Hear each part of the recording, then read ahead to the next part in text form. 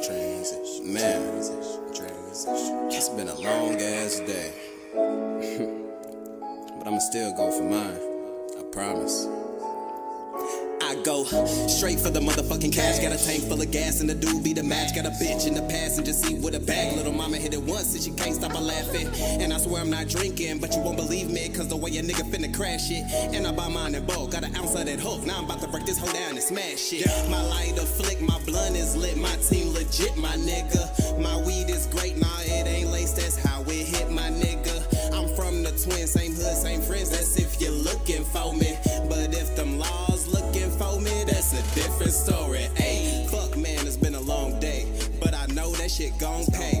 Till then to help ease the stress, I take another shot of this Bombay. Find a chick that I can bring home, then I'ma eat her up, that's an entree. She hot and ready like Lil Caesar, so it's dicks out for Harambe. Fucking right, I'm still throw, bitch. Still reppin' that Rose Rich. Still stuntin' on fuck niggas, and I don't condone no hoe shit. Still pulling up to Travis Park with a basketball in a road split. Left the city for a little bit, hit the military, got focused. Came back 3 years later, y'all fuck boys ain't no shit. What the fuck was y'all niggas doing in the meantime is what I don't get. But all the homies that held it down, in circus time, shit, we about to climb. So bring the perp in to raise the curtains. I hit them lights, we about to shine. Like diamonds in the teeth of a southerner. We keep it real so them real niggas fuck with us. You getting money in my city, it's because of us. We getting bands, motherfucker, better run it up. I pit bull and I'm coming at your jugular. Yeah, I'm a dog, no leash, no muzzler. Motherfucker, man, fuck it, I need a smoke break. How you kill these niggas, bro? This one's for the real niggas and the bad bitches that the cash getting while they heavy hash twisting. Lane sippers and mean strippers who just all up at the green and it means just fast living. And I'm not one to judge, cause I've been off that mud double cup with no fucks when I pass limits. And who don't like to smoke and get gone off a cone, but it would not get blown unless gas in it. Hold up, we bout to roll up. I got some smoke, keep you up like it's Folgers. Rookies try to hit the cookie, fuck around and throw up. So we drop the hottest pen verse and it blow up. But we got some recognition from a nigga, so what? We be walking down the street, get beeps like they know us. Now bitches in the sheets, but the freak on the meat skis keep real defeat. Hell yeah, make them touch. You know what? I go nuts, but yet I'm steady focused. Probably from the bomb ass flower, no lotus. I can't even think how many trees we done smoked up. Whatever the number, gonna fuss, you'll need a tow truck. Getting shit across the seas with ease, put a boat up. That's no lie, baby girl, no joking. Shorty said she can't swim, I'm behind the back stroking. Do it for the love of buzz, stuff a blunt, make it swell and leave your fucking chest open. That's how we doing the rich. You gon' know for one, I smoke two just for kicks. Fuck us up, blaming no why is it killing you niggas? Get mad knowing that the shoe fits. You know. So gon' start the shirts and I smoke a transition. Get lifted to heaven, no worries, no issues when we bring the letters. My niggas and women in the smoker section. Hi.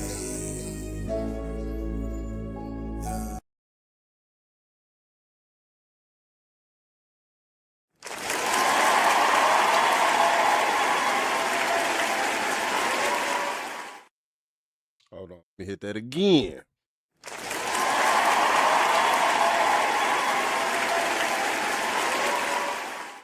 Yo, yo, yo, what's good, gang? You know the name. It's Transition representing Gaptooth Gainz, and I'm back at y'all with another video. Go ahead and hit that like button for me as you come on in. Drop a comment down in the comment section. Let me know how you feel about this video, and subscribe to the channel if you haven't already subscribed, because we're going up. We on our way to 15K, so if you want to help us get there, just tap that subscribe button, and don't forget to hit that notification bell. But gang, we are back with another episode of In Between the Gaps, where we go live. We do a couple of reactions, man. We chop it up with the people, and we just have ourselves a good time, man. We got a couple of good reactions for y'all today. You know what I'm saying? So before we get started, I just want to say thank you for being here. You know what I'm saying? You could have been anywhere on the planet, but you chose to be here in the Gaptooth Chateau, and I do highly appreciate y'all. You know what I'm saying? I do not take that lightly.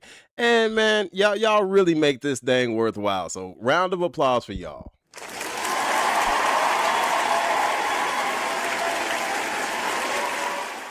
Because without y'all, it wouldn't be in me, okay? That's how this thing works. So shout out to all my moderators in the building, man. If you got that blue on you, if you got a wrench and you see some haters in the chat, go ahead and let the haters rock, man. I'm feeling very generous and vulnerable today. As long as they ain't getting too disrespectful or nothing, we good. Now, if they start talking about my mama, you know what I'm saying? Go ahead, get on. They start calling me bow-legged and bald-headed, go ahead and get on them. You know what I'm saying? I'm expecting y'all to be like, Death Row in the 90s. You dig? My boy, the Real Sync One, is in the building. Shout out to you, gang.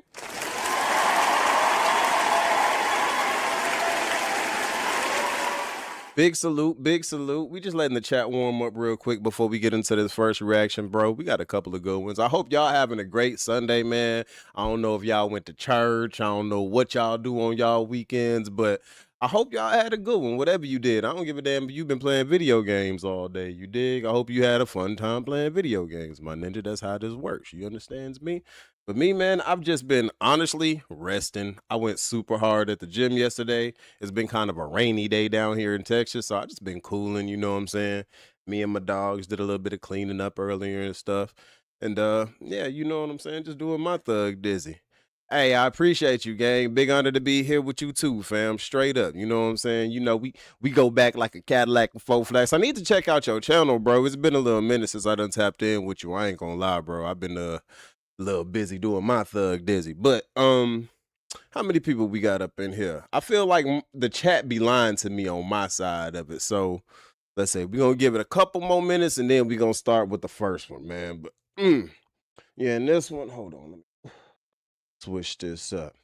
I got at least 5 good reactions for y'all. So we're gonna be here a little minute, man. Grab your popcorn, grab your drink, grab your smoke. I'm gonna depend on y'all to let me know if my stuff starts lagging or if the sound quality drops or whatever. You know what I'm saying? Hold on. 414 in the building. I see you, sis. Hey.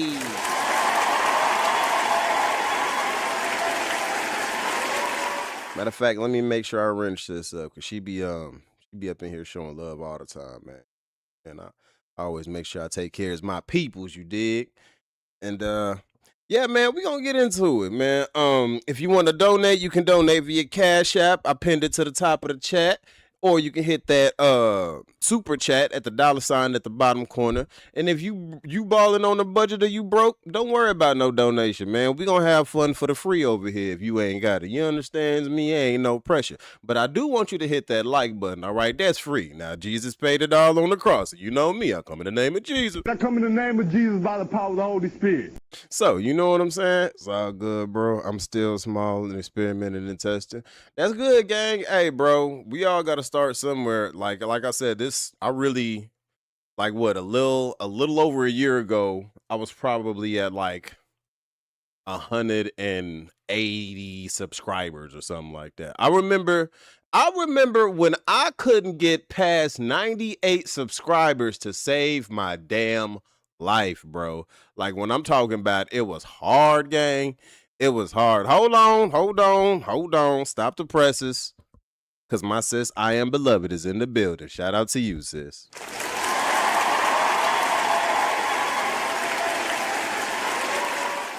I hope you doing good, I am beloved. You know what I'm saying? And I hope you are beloved. You understands me? You dig? All my people up in here, man. This is dope, man. I really appreciate y'all for being up here. I love to seeing all the blues in the chat.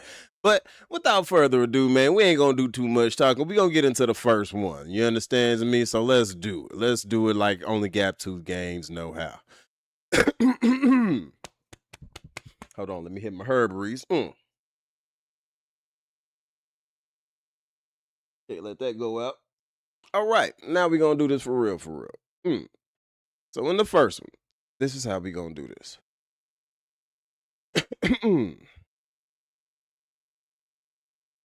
Yeah. Hold on, I think I'm lagging a little bit.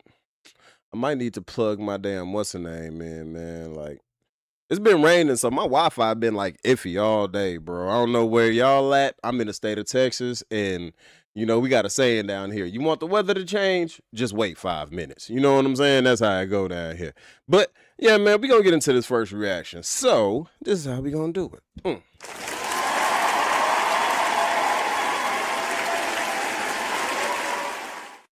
Yo, what's good, gang? You know the name. It's Transition representing Gaptooth Gainz, and I'm back at y'all with another video. Go ahead, hit that like button for me as you come on in. Drop a comment down in the comment section. Let me know how you feel about this video, and subscribe to the channel if you haven't already subscribed, because we going up. We on our way to 15K, so if you want to help us get there, just tap that subscribe button, and don't forget to hit that notification bell. But gang, in the first video, we're going to be reacting to the comedian Luenell going off on a radio host and letting them know, hey, yo, I could have my family up in here in 5 minutes and they'll wreck shop in this mug. Damn!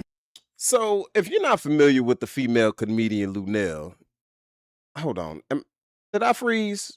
You see, this is the stuff I be talking about with this. Hold on. It looks like I'm frozen.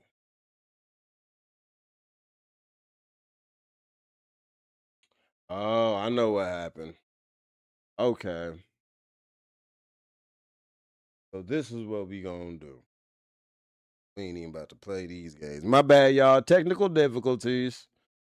I be using my other phone for a camera, and it's charging at the same time, and the shit's overheating. So this is what we gonna do about that. But now y'all seeing what I be going through in real time, man. I got y'all though. Don't worry about it. Hold up. But in the meantime, in the between time, go ahead and get a location check. I see you, Milwaukee, in the building. Okay. When was I near Milwaukee? I was in Great Lakes, Illinois, and I was in Chicago. And I had where was I at? I think the closest I've been to Milwaukee, I think we went to Kenosha. We either went to Kenosha or Waukegan. But yeah, I was up north there. It get cold up there. I'm a Southern boy. I don't mess with the coldness. You know what I'm saying? Um,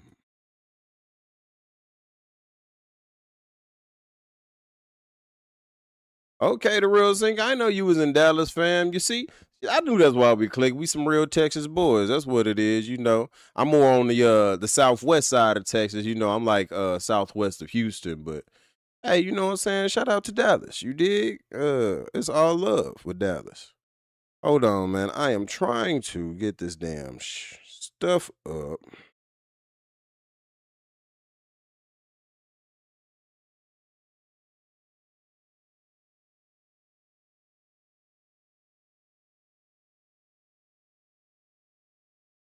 I don't have an old link up. There we go. Let's see if it bring me back on here.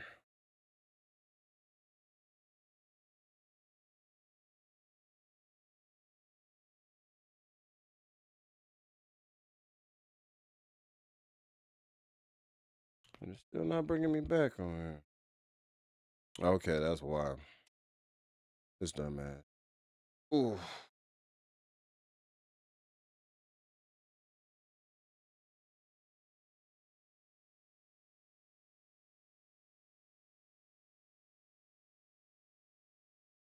Okay. We should be coming back right about now.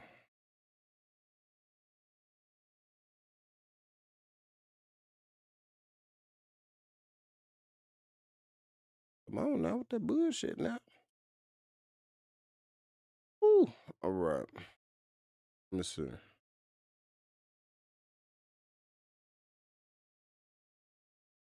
Oh, we still ain't back. Hold on. Now I'm about to get angry with it. There we go. Okay, cool. Cool. Y'all see me? I see y'all. I gotta do this shit on the fly, man. I'm telling you, it's like every time I want to go live, that's what.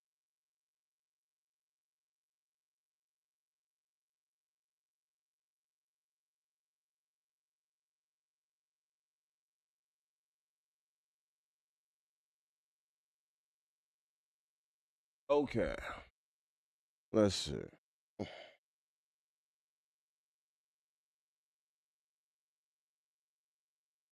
And we'll do it like that. Front facing camera's cool. That'll be all right. I ain't tripping on that. Okay, so shout out to y'all. We are back in the building. I know that took a little minute, but you know, we gonna get it right. You know what I'm saying? And I appreciate y'all for rocking with your boy through that whole thing, cause man, you know what I'm saying? But okay, what was I saying? Yeah, the new Lil one. Gotta redo my intro for it. You dig? So without further ado, let's do it again.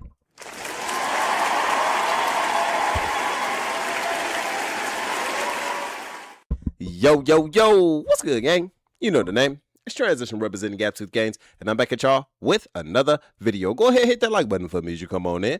Drop a comment down in the comment section. Let me know how you feel about this video, and subscribe to the channel if you haven't already subscribed, because we're going up. We're on our way to 15K, so if you want to help us get there, just tap that subscribe button, and don't forget to hit that notification bell.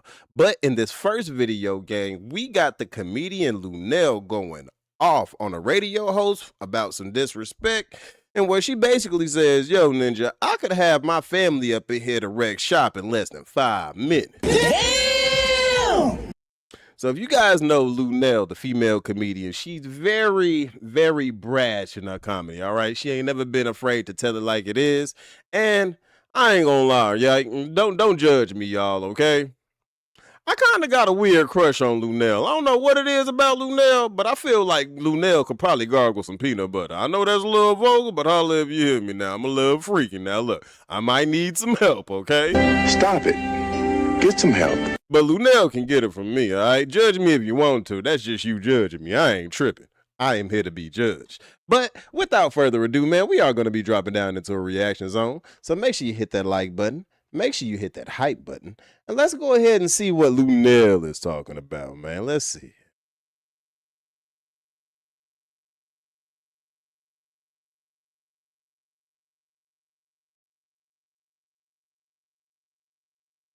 Here in Texas, and I got family here in Texas, and I got family here. They could be here in 5 minutes. Yo. If I said that. Not the threat. Yo. Did. We all got family here.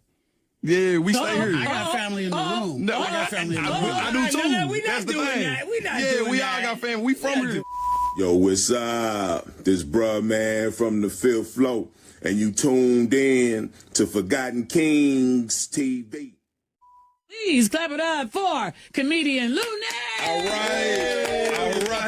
Good morning. Good morning. Look at Luenell coming in here looking good. Shine. Yeah, you know what? Huh. So I have this thing that I do when I'm on my way to the station. I be listening, right? And so one of y'all said, "What's going on this weekend?" And it was T.I., and all this. And nobody mentioned me, and I'm on my way here. 6 o'clock in the morning. No. T.I.'s not down there. Okay. I'm on my way here. You know what? You're So right. you guys didn't even mention me. Okay. Sure. Well, probably because you know why? Probably because what? You getting ready to take over the whole hour. Yeah. That's what We you don't need saying. we don't need no one mention. No, but why wouldn't you have said that I'm here?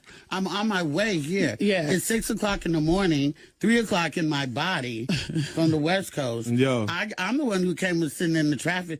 You think I wasn't listening before I got here? Oh, I don't know. Why would you guys not mention that I'm in town and on my way here? I feel like it would be a better conversation if we had it with you, though. Is that what you feel? Yeah. So does this feel better? Yes. It doesn't now. It don't. Right, it doesn't. Yeah, it now. don't now, but it I could had a have. whole new, different attitude. Yeah. Until I listened to y'all say, they said, what's going on this weekend? Sure. And nobody said, well, you know, Luenell's on her way here. Yeah. And she's Sure. going on this weekend. Yeah, you know So I what? We didn't even do apologize that. for that. Luenell, we apologize for I'll that. accept your apology, but it sucks. I know it does, but guess what else is getting ready to go down? So we're going to do this interview right here with you, and it's going to play here in Dallas. And And then nobody said your bra strap showing Luenell and that. Yeah, I was about to say mine this. is. I didn't know. You know, Y'all what I'm just saying? don't care, huh? So, but let me just think say you look this. great. We will definitely make sure you're promoted all weekend long for our rest of our 90 cities around the I country. guess How's I that? must have paid for the He ain't pay for nothing. ad, right? Oh, but he didn't pay. No. Like I didn't pay. Right. Right. But I'm here at 6 and 1 Yeah. I ain't here. I know.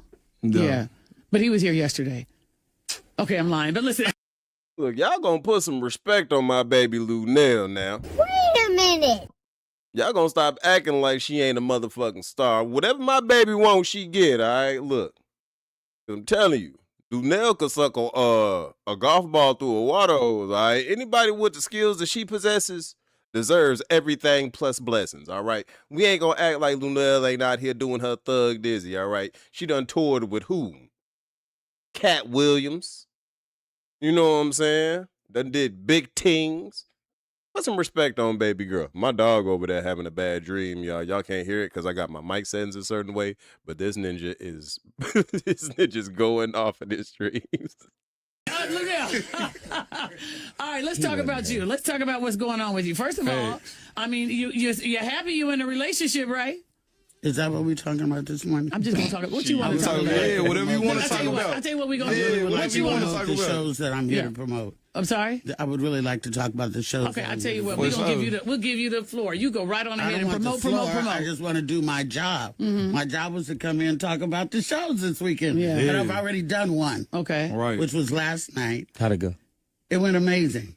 Cool. They always show up for me here in Texas. Yes, they And I do. got family here. They could be here in 5 minutes Yeah. if I said that. Not the threat. Yeah. Did. We all got family here. Yeah, we stay here. I got family in the room. No, I got family in the room. I do too. no, we not That's the doing thing. that. We not yeah, doing we that. all got family. We from here. Okay, Luenell. Yeah. Luenell. Doing that. Uh-oh. All right, homie, but Luenell got me here, and I got family here. We, like you said, we all got family, so it could just be one big family reunion. At the family reunion, who we introduce, my name is Gaptooth, and I'm the man. And if you mess with Luenell, then you gon' get these hands at the family reunion. Who we introduce.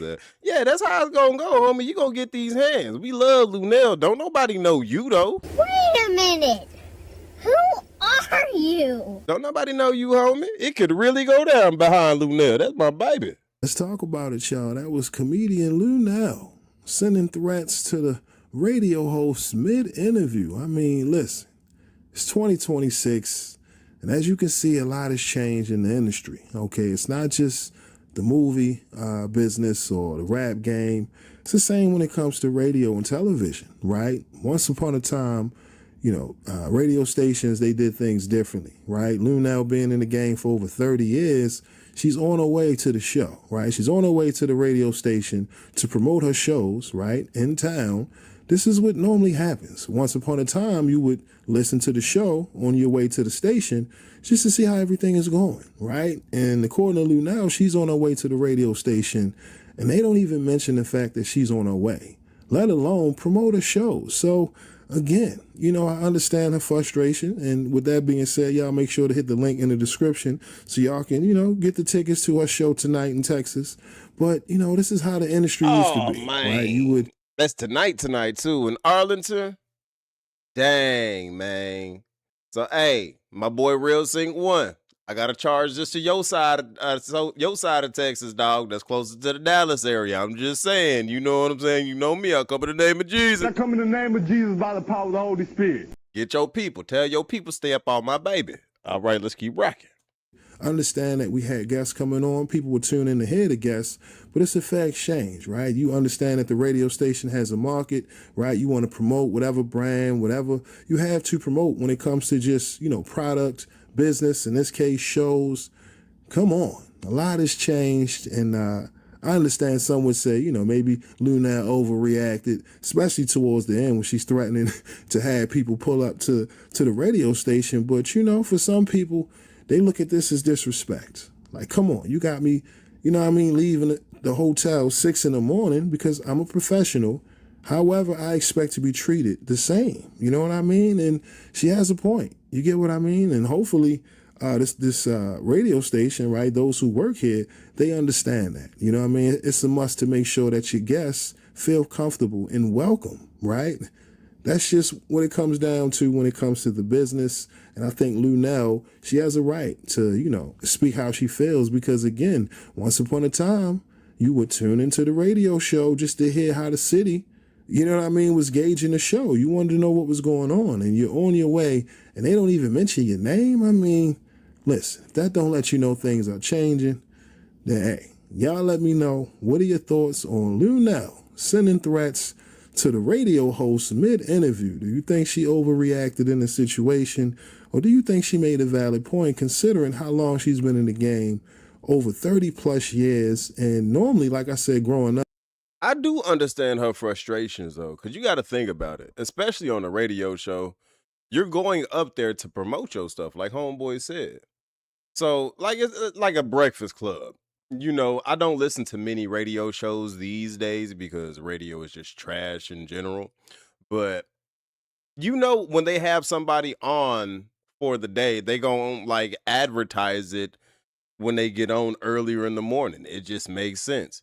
Make sure you guys stay tuned. We're going to have Luenell later. She's going to be talking about this and talking about that. That might keep somebody on the radio station that was originally going to leave because, you know, whatever. Like, oh, snap, they going to have Luenell on? Bet. She got something she pushing? Bet. Let me make sure I'm tuned in. When they say she was going to be there, I bet. But you ain't even do that. I understand her frustrations. Now, could she have handled it a little bit more nicer, I guess? Yeah, maybe. But you got to understand, look, my baby getting up there in age, all right? She is aging gracefully like wine. You see my big fine woman right there, all right? She is aging gracefully. She done got up at 6 in the morning. You know her feet hurt. She ain't been down to the south side of Texas yet so I can scrub them bunions for her. Y'all got her up there, her feet hurt, man. Come on now. Y'all got to do better, dog. Come on. Come on now, dog.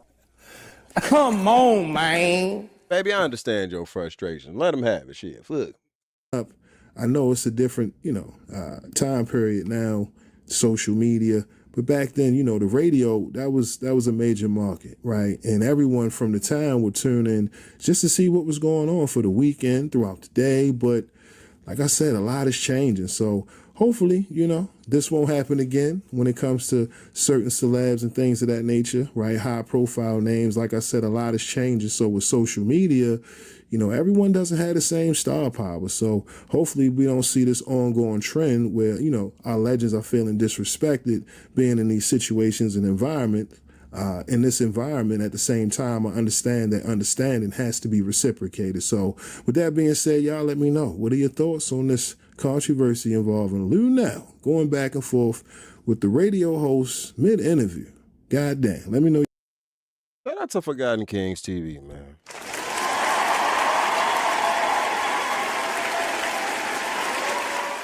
Make sure I hit that like button on the way out. And how do y'all feel about that one, man? Do y'all feel like my baby Luenell was justified? Look, my baby can do nothing wrong, okay? I don't give a damn how y'all feel about it. You better agree with my woman, all right? Look, you gonna get these hands, okay? Okay.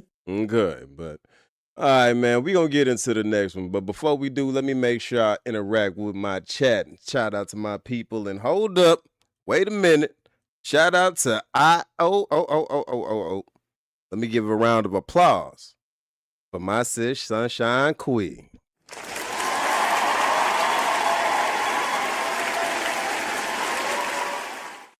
How you doing, sis?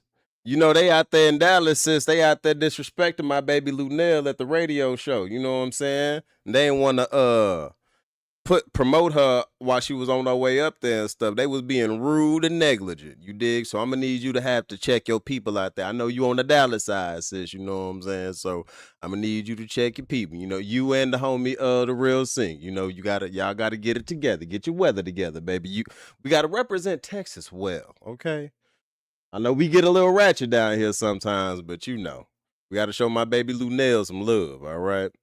But shout out to everybody in the building right now, man. Y'all could be anywhere else on the planet, but you decided to be here. And I really appreciate it, man. Let's get a temperature check. What we looking like? Make sure the likes is on one accord with the viewership. All right. On my end, it say 11 people watching, 10 likes. I like that, but one of y'all shortchanging me. Hey, look, hold up now. I need all my coins. I'm tired of this. I'm tired of this, Grandpa. That's too damn bad. Y'all better hit that like button, all right? Look, I ain't gonna beg you down for the Snapchat or the Cash Apps and the Super Chats, although those are appreciated too, but I am gonna hunt you down for them likes, all right? I need all mines when y'all come on up in here, all right? Oh, let me find out 2 people just dropped out because I told them to hit that like button. Man, y'all better get on before you get spit on. I'm playing, man. We in there having a good time. What you say, sis? I'm on the south side of the act. Oh, man. I think, yeah, she said she was in Arlington where that went down. That was an Arlington show. You see that, sis? They trying to shortchange your boy. You know what I'm saying? But it's all good. We gonna get it right until they get it left. Oh, no, we got 11 people back in the building. We good then. Okay, and 15 likes. Hey, shout out to y'all for making that happen.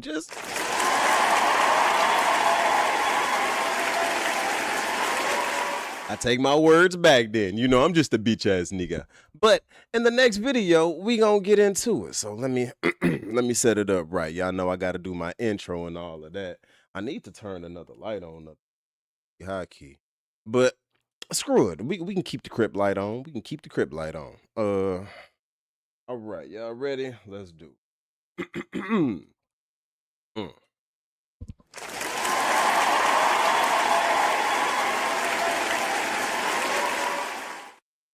Yo, yo, yo, what's good, gang? You know the name. It's Transition representing Gaptooth Gainz, and I'm back at y'all with another video. Go ahead, hit that like button for me as you come on in. Drop a comment down in the comment section. Let me know how you feel about this video. And subscribe to the channel if you haven't already subscribed, because we're going up. We on our way to 15K, so if you want to help us get there, just tap that subscribe button. And don't forget to hit that notification bell. But gang, in this next video, we're going to be reacting to the backlash had at the BET Awards, where people were clowning Claressa Shields for being up there with a married man. And Latto apparently tried to turn it into Magic City? Come on now, dog. Come on, man. So if you know Latto, she had just recently had a baby by what everyone assumes to be 21 Savage. And Claressa Shields is up there with Papoose. So it looks like two people are up there with two married men is what it looking like to me. Allegedly, right? I don't want no smoke with nobody. You know what I'm saying? I come in the name of Jesus. I come in the name of Jesus by the power of the Holy Spirit. But yeah, that's looking like what the situation is. So without further ado, we are going to be dropping into a reaction zone. Make sure you hit that like button. Make sure you hit that hype button. And let's see what they got going on, man. Let's see it.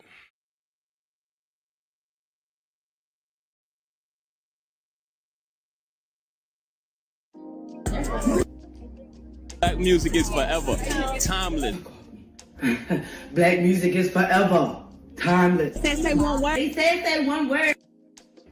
Did you say black music? Would you say black music? Yes. Black music is timeless. Black music is timeless. You know this heard me say timeless. Why would you say timeless too? And I'm like, yo, how this song still hip? Yeah. So many other artists. Mm-hmm. You know the bills due for the BMW, right? Just making sure. Have an egg control. Hey. Hey, Mama, I'm shocked that you outside because I know it's hard to leave that baby right now. It sure is. It sure is. I was crying in the car, but it's okay. I'm here. I'm going right back home. Aww, how's motherhood been treating you? Amazing. Best decision I ever made. And she gave you a lot to work with too. All this extra loving back here. Thank you, baby. I ain't gonna lie, I was just sitting up here thinking, man, Latto's sitting up there looking thicker than some cold peanut butter, all right? I don't know who her surgeon is, but I hope you tipped them, because they did a banging job on your body, girl. I ain't gonna lie, but let's keep going. I don't know why Roxy said that, but Roxy, stop lying to that girl. That baby did not give her that. She got that from the surgeon. How you gonna give the baby credit for the surgeon's work? That's not right. If he did the BBL, you give him his recognition for it. Don't be up here taking his credit away like that. That's not right. But listen to something she said here. Hey, Mama, I'm shocked that you outside because I know it's hard to leave that baby right now. It sure is. It sure is. I was crying in the car, but it's okay. I'm here. I'm going right back home. Aww, how's motherhood been treating you? Amazing. Best decision I ever made. She said having a baby with a married man was the best decision she ever made. He still can't come on the red carpet with her. It's crazy she's out there herself anyway, fresh out of delivery, probably just making 6 weeks, or however long it's been. And she's out here at the BET Awards, wide open, in this see-through Magic City uniform at what's supposed to be an elegant event. She's dressed up like a 304 on the track. While the married man she just had a baby by got her out there alone, all by herself. I ain't gonna lie, you know, I live on the south side of Texas, and we got a famous place out here called Bissonnet. And hey, look, what's crazy is, right, and you know, I don't participate in the purchases and the poonanny, but I have rode down Bissonnet and seen some stuff that's been like, hold up, baby, you could be out here making legit money, on Instagram. Like, you don't have to. Why are you out here doing this, baby? You ain't got to be out here. I'm talking, I done seen something gorgeous riding down Bissonnette. I done seen something that'll make you flip a U-turn real quick and take a double look. You know what I'm saying? And they be out there dressed in little less than dental floss, okay? I'm just saying, let me shut my mouth. You shut your goddamn mouth or I'll shove that ditch witch down your throat and dig a tunnel straight through to sunshine. I'm just saying, though. Let's continue. She's faking smiling, telling everybody she's happy. It was the best decision she ever made. Meanwhile, he's at home with his wife and kids. And you're out here in front of everybody looking like a 304, pretending to be happy about the situation you're in. Interesting, especially for the woman who said that she's not leaving her baby alone after she had it. When we saw her outside just a week or so later, all in the streets of New York, now she's out in LA, I can't tell. Either that wasn't true, or she really did want to be able to stay home with her newborn. But she can't, because the way the money is set up and the way these deals are going, she can't control her own life. She already sold out. She's got obligations and bills to pay. And she's not going to get them paid sitting at the house. I'm telling you, the ladies and everybody stay pimping these girls. They can't even get time off anymore after having these babies. It's like the devil is always sitting there looking at the watch, staring right at them. You know they got to get back to work and promote the devil. Hold on, you about to make us go viral when you turn around and walk away, Latto. Like, hey. Hey, hold on. She was just, I was just. All right, why the cameraman ain't paying down? Why you leaving us out the situation now? Come on now. Look, ladies, forgive me. Y'all know I ain't nothing but a man. Respectful man, but she out there dressed in that. I just want to see what it look like from the back. You understand me? Let's rock. She's going viral. And Roxy is saying they're going to go viral, pretty much acknowledging everybody knows what Latto has on is inappropriate. She's got her behind out at an award show. And look at the other woman. She was standing there with a little girl, unrelated to Latto. But what kind of message do you think is being sent to that little girl? What is she witnessing here about being famous, how to carry yourself, and how to get attention? I'm telling you, no shame. And the devil got them all working. They working hard on the track. Working so hard, they can't even sit down and rest after having a baby. Bragging about being able to buy anything but not having a wardrobe will always piss me the f off. I want to start this off by saying this is not an indictment of Latto herself, right? But that singular picture of her at the BET Awards begs the question. I love that she looks beautiful, but she literally just pushed out head, shoulders, knees, and toes out of her ass, okay? She literally... Not head, shoulders, knees, and toes. Hold up. But she does have a valid point, right? Like, she literally just had a baby. You know, postpartum is real. You dig? You should be home. You should be with your child. You know? You should be getting that skin to skin in right now. You know, breastfeeding and whatnot. Like, you should... And I get it. Like, a hustler's mentality is a hustler's mentality. But I feel like Latto should be set up to where you can sit down for a good little month and really, you know, tend to your child.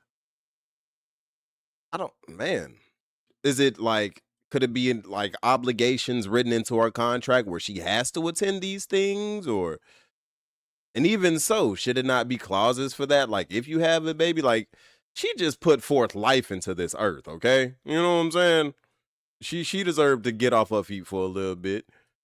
But the fact that her body is that snatched back up already and she is back out there moving like she moving, I don't know, man. I feel like that is unhealthy. Like, that's, you know, I feel like you really should be home tending to your child, baby. Let's keep rocking. Gave life to a human being. Latto is obviously a bird, but I really need this see-through Magic City trend to go away. These outfits are designed for the strip club. It's the escort's uniform. It's not supposed to be at these award shows like this. For one, it's played out. Like, how long y'all gonna be doing this? And to be honest, it should have never been a trend anyway outside of King of Diamonds. It's classless. These award shows are supposed to be a celebration of culture, not an audition to play Diamond at the Players Club. If you want to dress like that, that's what Magic City and King of Diamonds, that's what they're for. Not a red carpet with cameras and little girls watching. supposedly representing Black family and entertainment. Remember, classy will always outlast tacky. And speaking of tacky number 2 for the night. I say number 2 because Latto is number 1. Sorry, Claressa, but you're never the one. But Claressa Bigfoot Shields showed up at the BET Awards, embarrassing herself with Remy Ma's husband once again. Not Claressa Bigfoot shit. All right, Pink Book, listen. You gonna get up off my sis, all right? I know Claressa be doing a lot. But, you know, if you know Claressa's story, bro, she really done been through it, okay? Like, she done, look, if y'all ain't seen that movie, I'm a boxing fanatic, so, you know, I know Claressa's story, but my sis done been through it, bro. She from Flint, Michigan. Flint, Michigan literally just got drinkable water again, like, 5 years ago or some shit, you know?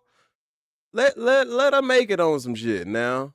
Remy was out here moving foul with, bucktooth beavers and stuff and lost a man. Claressa is acting like she ain't never had a man in her life, and let her be happy. You remember being at high school and being foolishly in love? You know what I'm saying? You remember people come up to you, hey, nigga, I heard you and Chelsea was going up. Hey, who told you that, nigga? That's accusations. Accusations. These are not accusations. This is false accusations. And because you know Chelsea got a lazy eye, and you don't want people to know you smashing the girl with the lazy eye. But love her, nigga. It's high school. How did I get on this topic again? I'm all over the place now. Oh yeah, that's what we was talking about. Claressa acting like this her first man ever in life. She acting like a high school girl in love. But let her be crazy in love, all right? Shit. Looking like a fool, acting like she never been nowhere before. He's walking in looking like an episode of Get Out, like he's spaced out. I don't know what he's taking. We already know he's got a gambling addiction, but a little birdie keeps telling on you. They're seeing you on that powder, allegedly. Now, I don't know if it's powder or baby powder or whatever. It could just be the lead paint that got transferred onto him being around her. Or maybe it's Claressa Shields' tartar sauce. But Fish Face here was looking pathetic, trying to I ain't gonna lie, he is walking through that crowd very intently. But did you just put powder on this man? Come on now, let's not do that. Hold up. Wait a minute. Something ain't right. Like, that's an ugly accusation. Not no powder, man. hold on to this fake hairline, had them people spraying all that black stuff on his head. She told him to let her hold that black spray that he was using to create that fake hairline because for whatever reason, he can't cope with the fact that it's time to go ahead and cut it off. But she borrowed his can of black spray and decided to spray paint GWOAT on her synthetic Amazon wig. And as you can see, she didn't have a filter, so she showed up with her real skin color this time. She also couldn't fix the heat and her sticky hands that kept rubbing the hair, so it smeared all over her head, just tacky. Then they had the nerve to get mad at BET for clowning them.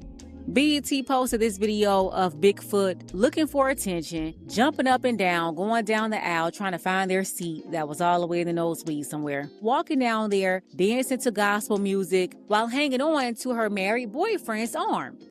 Why is Pink Book going in like this, sis? Yo, what is that? What the hell is even that? She go. People really be having it out for the Claressa, and I don't know what that's about, dog. Like, a part of it is self-inflicted. Don't get me wrong, right? A part of it is Claressa do be out here kinda on some goofy timing sometimes, but I feel like, man, a part of it is because she's a dark-skinned black woman, bro. Because if you know about, like, Alicia Baumgartner, right? Now, if you look up what Adrian Broner has said about Alicia Baumgartner, then you know she'd be around here. Now, am I saying that she's a thot? Nope. But I'm saying she's a bop, okay? Which is pretty damn close. And she don't get half the heat that Claressa do. You know, she done pop for steroids and stuff. She don't get half. And I got a love-hate relationship with Alicia Baumgartner, right? Because sometimes she look beautiful as hell, and then sometimes she look like a Geo dude. Like, but you know, she be doing some out there stuff. I guess she's just more quiet about it, right?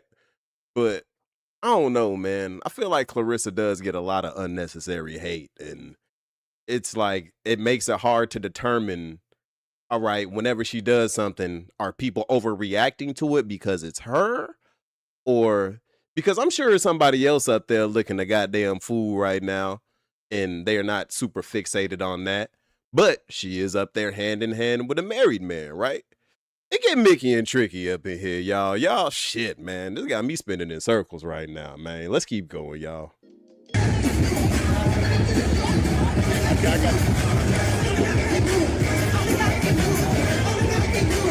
But I will say, she do look pretty right here to me. Like, people be hating on Claressa, and she don't always look the prettiest, but she clean up nice right here. Ain't nothing like, she got a pretty face to me right here.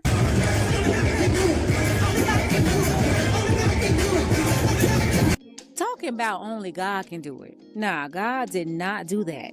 And I wish this evil, wicked witch would stop running around talking about God sent her a married man. God don't see nobody else's husband. It don't work like that, tartar sauce. But yeah, BET made a caption saying what it looked like when you gotta drag your man somewhere. I guess him going somewhere he don't want to be. Then everybody started pointing out how miserable he was looking. Fishface and tartar sauce got embarrassed, and they didn't like what BET said. So tartar sauce contacted BET and went off on them. Then she went on to do a bunch of interviews nobody watched, calling BET's caption a whack-a move, repeating over and over that she didn't drag him anywhere, he's from Brooklyn, and please stop talking about he's from New York, because lately he's been looking just like you, very tacky, dusty, and just country.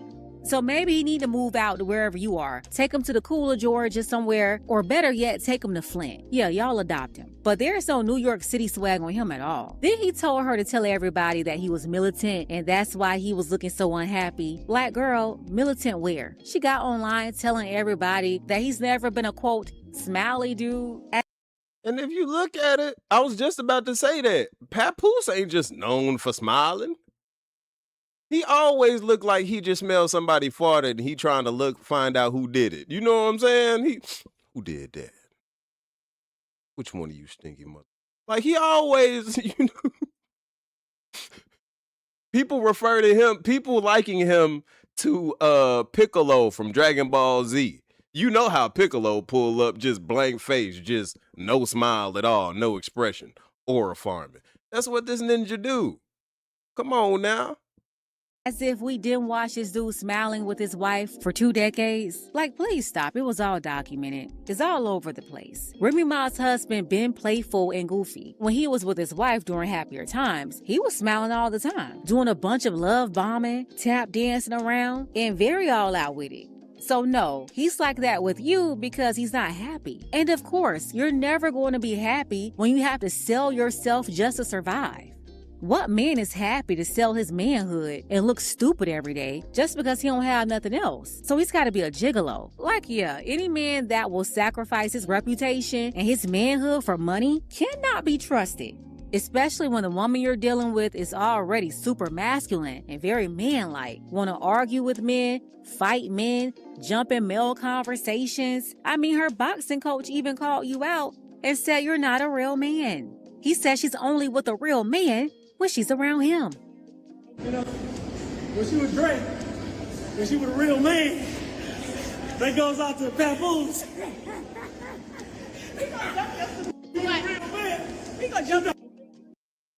I ain't gonna lie. You know, I'm a very egotistical guy. If my girl was a fighter and I seen her coach say that, me and homie gonna have to run one.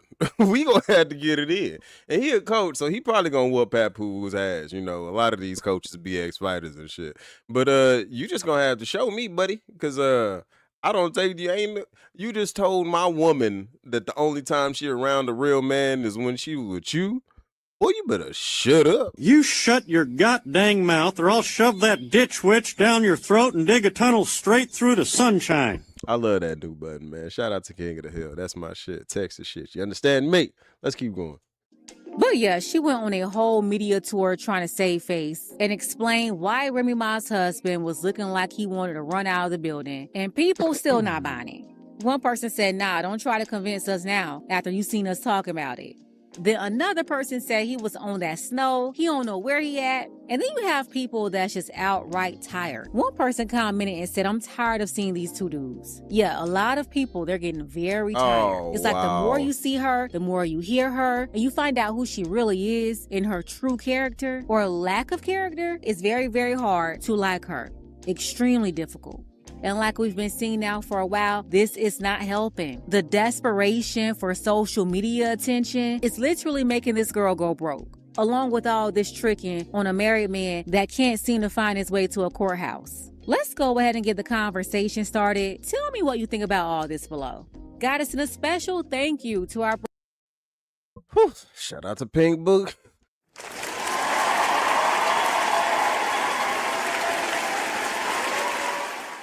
They get Mickey and Tricky, man. How do y'all feel about that one, gang? Do y'all feel like she was a little extra critical of Claressa Shields?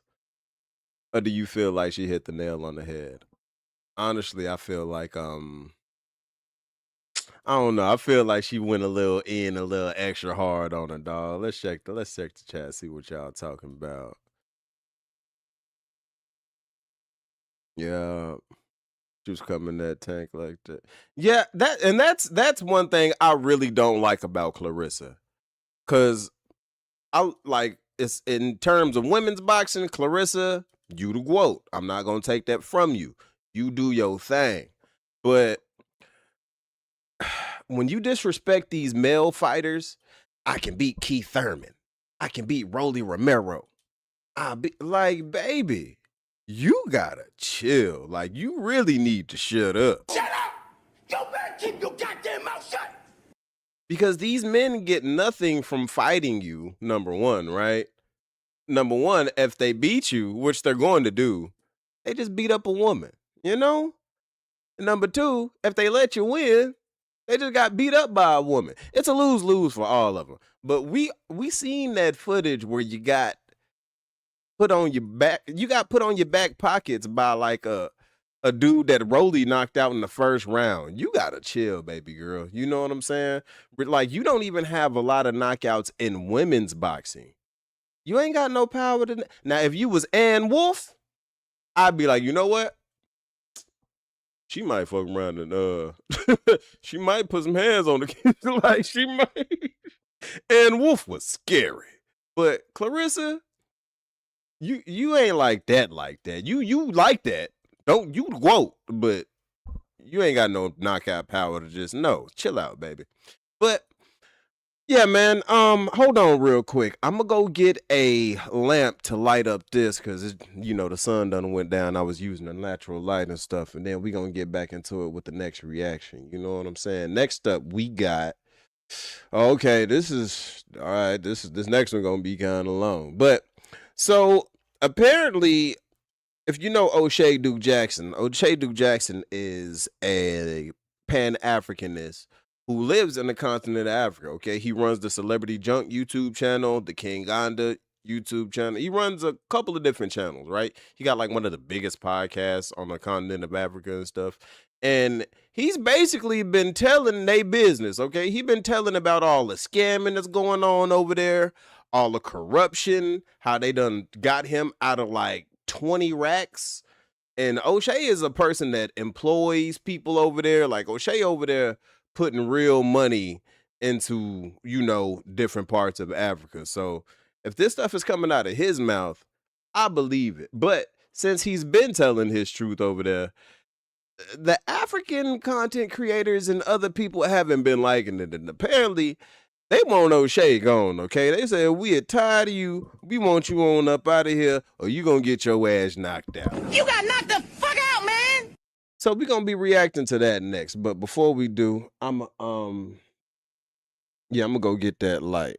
Hold on. Let me leave y'all with something to vibe to. You understand me? Ooh. And shout out to everybody in the building again, man. Like I said, y'all be anywhere in the building, but you chose to be here, and I really appreciate you for it. You dig? Round of applause for y'all.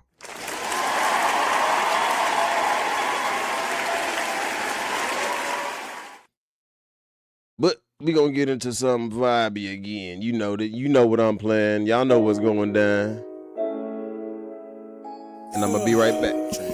Man, it's been a long ass day. But I'ma still go for mine. I promise. I go straight for the motherfucking cash. Got a tank full of gas and the dude be the match. Got a bitch in the passenger seat with a bag. Little mama hit it once and she can't stop her laughing. And I swear I'm not drinking, but you won't believe me, cause the way a nigga finna crash it. And I buy mine in bulk, got an ounce of that hook. Now I'm about to break this hoe down and smash it. My lighter flick, my blunt is lit. My team legit, my nigga. My weed is great, nah it ain't laced, that's how it hit, my nigga. I'm from the twin, same hood, same friends, that's if you're looking for me. But if them laws looking for me, that's a different story. Ayy, fuck man, it's been a long day, but I know that shit gon' pay. Till then, to help ease the stress, I take another shot of this Bombay. Find a chick that I can bring home, then I'ma eat her up, that's an entree. She hot and ready like Lil Caesar, so it's dicks out for Harambe. Fucking right, I'm still throw, bitch. Still reppin' that Rose Rich. Still stuntin' on fuck niggas, and I don't condone no hoe shit. Still pulling up to Travis Park with a basketball in a rose split. Left the city for a little bit, hit the military, got focused. Came back 3 years later, y'all fuck boys ain't no shit. What the fuck was y'all niggas doing in the meantime is what I don't get. But all the homies that held it down, in circus time, shit, we about to climb. So bring the perp in to raise the curtains. I hit them lights, we about to shine. Like diamonds in the teeth of a southerner. We keep it real so them real niggas fuck with us. You getting money in my city, it's because of us. We getting bands, motherfucker, better run it up. I'm pit bull and I'm coming at your jugular. Yeah, I'm a dog, no leash, no muzzler. Motherfucker, man, fuck it, I need a smoke break. Hi, kill these niggas, bro. This one's for the real niggas and the bad bitches that the cash getting while they heavy hash twisting. Lane sippers and mean strippers who just all up at the green and it means just fast living. And I'm not one to judge, cause I've been off that mud double cup with no fucks when I pass limits. And who don't like to smoke and get gone off a cone, but it would not get blown unless gas in it. Hold up, we bout to roll up. I got some smoke, keep you up like it's Folgers. Rookies try to hit the cookie, fuck around and throw up. So we drop the hottest pen of verse and they blow up. But we got some recognition from a nigga, so what? We be walking down the street, get beeps like they know us. Now bitches in the sheets, but the freak on the meat, skis, keep real defeat. Hell yeah, make them toe touch. You know what? I go nuts, but yet I'm steady focused. Probably from the biomass, so I would no lotus. I can't even think how many trees we done smoked up. Whatever the number, gonna fuss, you'll need a tow truck. Getting shit across the seas with ease, put a boat up. That's no lie, baby girl, no joking. Shorty said she can't swim, I'm behind the back stroking. Do it for the love of buzz, stuff a blunt, make it swell and make your fucking chest open. That's how we doing the rich. You gon' know for one, I smoke two just for kicks. Fuck us up, blaming no why is it killing you niggas? Get mad knowing that the shoe fits. You know. So gon' start the stress and I smoke with transition. Get lifted to heaven, no worries, no issues when we bring the letters. My niggas and women in the smoker section. Hi.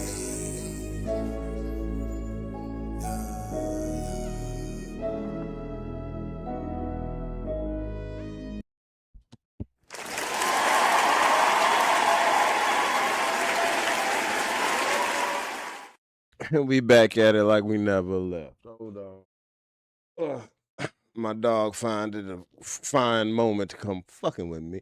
Every time I get to doing something, y'all notice that my dog owners, my pet owners, anytime you get to doing something important, that's when your pets want to come fucking with you, right? What is up with that? These little bastards, you know what I'm saying? This dude, he gets on my damn nerves, but love him to death though.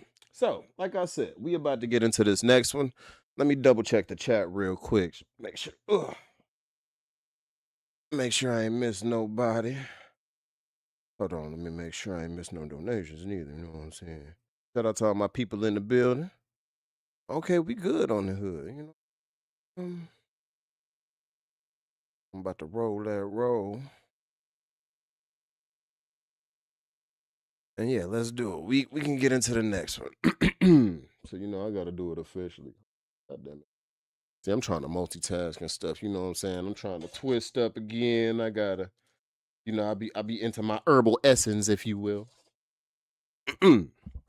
But we going to get into it. Yeah.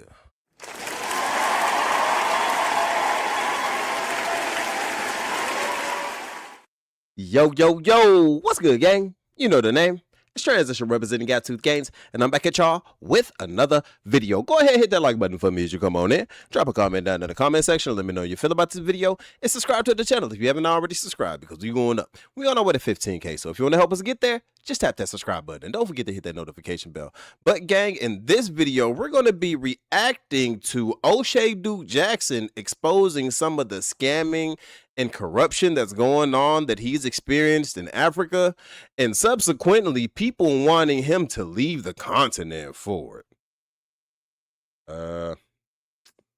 What's a good one? That's the one I was looking for. So if you know Oshay Duke Jackson, man, brothers from California, you know what I'm saying? Del Paso Heights to be exact. He was in Poland for an extensive time doing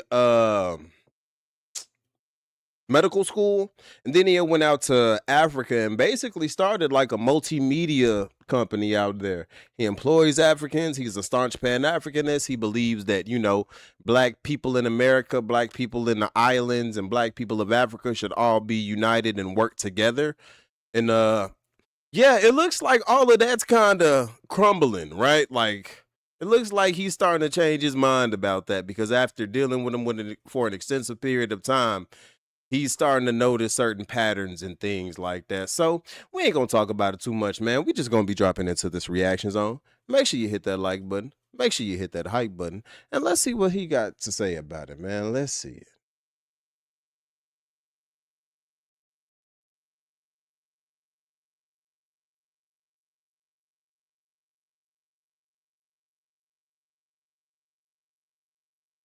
African countries demanded for their independence, and one country would lay the blueprint for that success, and that person was Kwame Nkrumah.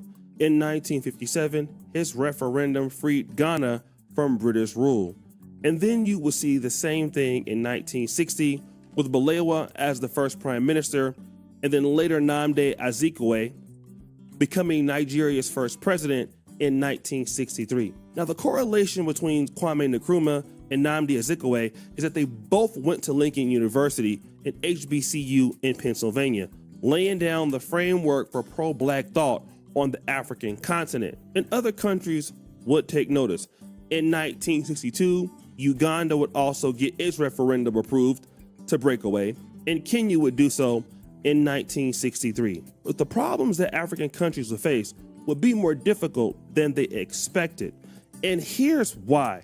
Most African countries would lose the stabilization that helped them develop in the first place, at least in a Western front. Great universities like Makerere University in Uganda or the University of Lagos was started and planted by the British, but that would no longer be the case with them leaving. Once these countries became independent, the British would give Africans an ultimatum. They could give up their British citizenship and then become Ugandan, Kenyan, or Nigerian, or they can keep their British citizenship and go to the UK. And many of these people did this. And I believe this was the same case in certain Francophone countries. Just remember, Britain had educated these Africans, and the new states, Uganda, Kenya, would not be able to benefit from these Africans because they would now be a part of the British crown. So that put a lot of the African countries on notice. How are they going to be able to run these new countries without a high educated class? Because remember, a lot of the administration work was being done by the British or the French. And then we got this solution. African countries would solve this problem by sending their students over to America. One example of this program was the Nigerian American Scholarship Program. In Nigeria at this point was still selling a lot of oil. This program was set up with Ivy League universities sending its first cohort of 25 government-sponsored students to the United States in the fall of 1960. In 1959, Kenyan nationalist leader Tom Mboya came to America and asked Dr. Martin Luther King to help raise money, start the African American Students Foundation. Now, this is important to understand because remember, Kenya did not get its independence till 1960. And the UK did not want to help Kenyan students get more educated because they wanted to keep them underneath the crown. So Tom Mboya went and asked Dr. King, other influential people, such as Jackie Robinson and Harry Belafonte, would they be interested in what is now known as the airlifts? And this will start to send Kenyan students to America. And Black Baptist churches in the Black community said that, hey, we would fund some of the money and get some of these students over there and house them. Now, Notice he said Black Baptist churches. And I got another video. I was supposed to put it out earlier, but I messed around and fell asleep, y'all. I've been so daggone tired. This weather in Texas, man, it's frustrating. But anyway, I did a video earlier where basically I had said that I was like down here, especially in the South, we were raised to be pro-Black everything. That includes African. Like my grandmother taught me growing up, you know, pro-Black everything. She had dashikis and shit. You know, I call them house dresses because that's basically what it is. But you know, the African prints and all of that. Like she used to wear that around all the time. She had African art in her room. She had Caribbean art in her room. You know what I'm saying? Like I was taught to be pro-Black everything. So when we grow up and we learn that a lot of other Black people see us as less than, don't see us the same as we see them, that's just disheartening, bro. I ain't even gonna lie, cause it's like, gang, I thought we was all different branches of the same tree. What the hell is that? What the hell is even that? Y'all treating us like we less than, cuz, and we show love to everybody. Like anywhere we go to Jamaica, we not going there on no BS. We not going there disrespecting y'all. We not going there putting y'all down like y'all are less than. We immerse ourselves in the culture.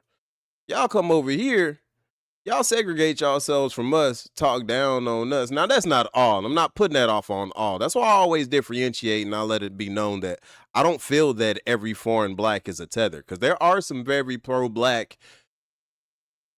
not FBAs, right? But these days, that's seeming like it's few and far between, man. I'm gonna need y'all to be a little bit louder in the back if y'all standing in the back. You know what I'm saying? But let's keep rocking. Before Tom Mbuya went to the United States government to do this, but what happened? No avail. But going with Dr. King, they would raise a whopping $39,000 at that particular time. That money, I believe, would go up to $200,000. Then he would ask then Senator John F. Kennedy for a $100,000 grant from the John F. Kennedy Foundation, and he would get it. Now, Richard Nixon, who would become president later, but he would eventually lose in the 1960 election, decided that as current vice president, the United States should do something about it. And they gave an additional $100,000 in loan funding to these Kenyan students. And many of these students would attend HBCUs, most notably schools such as Tuskegee University. Now, this political leverage formed by Tom Mbuya would lead to other scholarship programs, such as the African Scholarship Program of American Universities, which is also known as AFSPAL, and the AFGRAD program, which would send thousands of African students to universities all over America. Now, Nigeria and its oil boom will continue to do so, as well as Liberia with its great relationship with the United States. But something very terrible happened. But I bet you can't see the terrible thing that happened next. Unfortunately, civil wars or military coups started happening in Africa. In 1967, there would be the start of the Biafra War. And of course, there were certain military coups already happening at that particular time. Ghana would see the same thing with Kwame Nkrumah being ousted and a succession of leaders there in Ghana. We would see the same thing in Uganda. And so these students that had scholarships from Nigeria could see their scholarships revoked right away with a military regime change. The same thing could happen in Ghana. This did not happen, unfortunately, in Liberia until 1980. But for the other states, this is what was going on. And so if you're an African student and you're living in the States, you're literally coming to the States to get educated so you can go back. And at that time, it made a lot of sense. At one particular part in Nigeria's history, their currency, before it was called the Naira, was on par with the US dollar. This is the same thing we saw with Robert Mugabe's New Zimbabwe after being called Rhodesia in the early 80s. Now, the African youth that should have been returning to the continent, many of them were stuck in the United States because one, there was war, and two, they were targeted as political and intellectual elites. People like Idi Amin did not like elites. Certain African presidents wanted to kill elites or educated people. This happened with Ahmed Sekou Toure in Conakry, Guinea. Idi Amin did not like educated people, and neither did Ahmed Sekou Toure. If you were an African educated student, you feared for your life. there would be no reason to come back home. You would stay in America and start a new life. And many of those students did. You have 3 tiers of schools that these students typically went to, and that is the Harvard, Yale, Ivy League connection, Princeton, University of Pennsylvania. Then you have the HBCU sector, Lincoln, Howard, Tuskegee, most notably, and Tuskegee was very, very popular with Nigerians. And then you also have the Midwestern law grant institutions that really helped out. So you have like Michigan State, University of Wisconsin-Madison, Indiana University, and the Ohio State University. Because of the problems going on in Africa, they would lose 50 to 60% of their investment in students in the United States forever. And when these students started to deal with African Americans, they started to ask certain questions. Number one, why are some of these students, in our opinion, not taking the opportunities like we are? How is it that we come from Africa and we're here in America, but yet these students or these kids or the black communities, they're having so many problems? Why are some of the blacks behaving in the way they do? Why are some of them on drugs? Why do they have such a disrespectful or attitude towards Caucasians? These are the questions that they started to ask as they went and navigated the PWI systems and started to, marry themselves or started to go into corporate America. They started to understand they must differentiate themselves from Black Americans. There's an African content creator that was reacting to this very video, and his whole channel is basically dedicated to hating on FBAs, right? Like this he hate Black America. It's funny because I'm looking in the chat and Africans and Black folks, and this is one thing I love about Black folks, no matter where we are, who we are, or what we do, right? Whether you from Africa, whether you foundational Black American from Caribbean, we gonna get to roasting each other, right?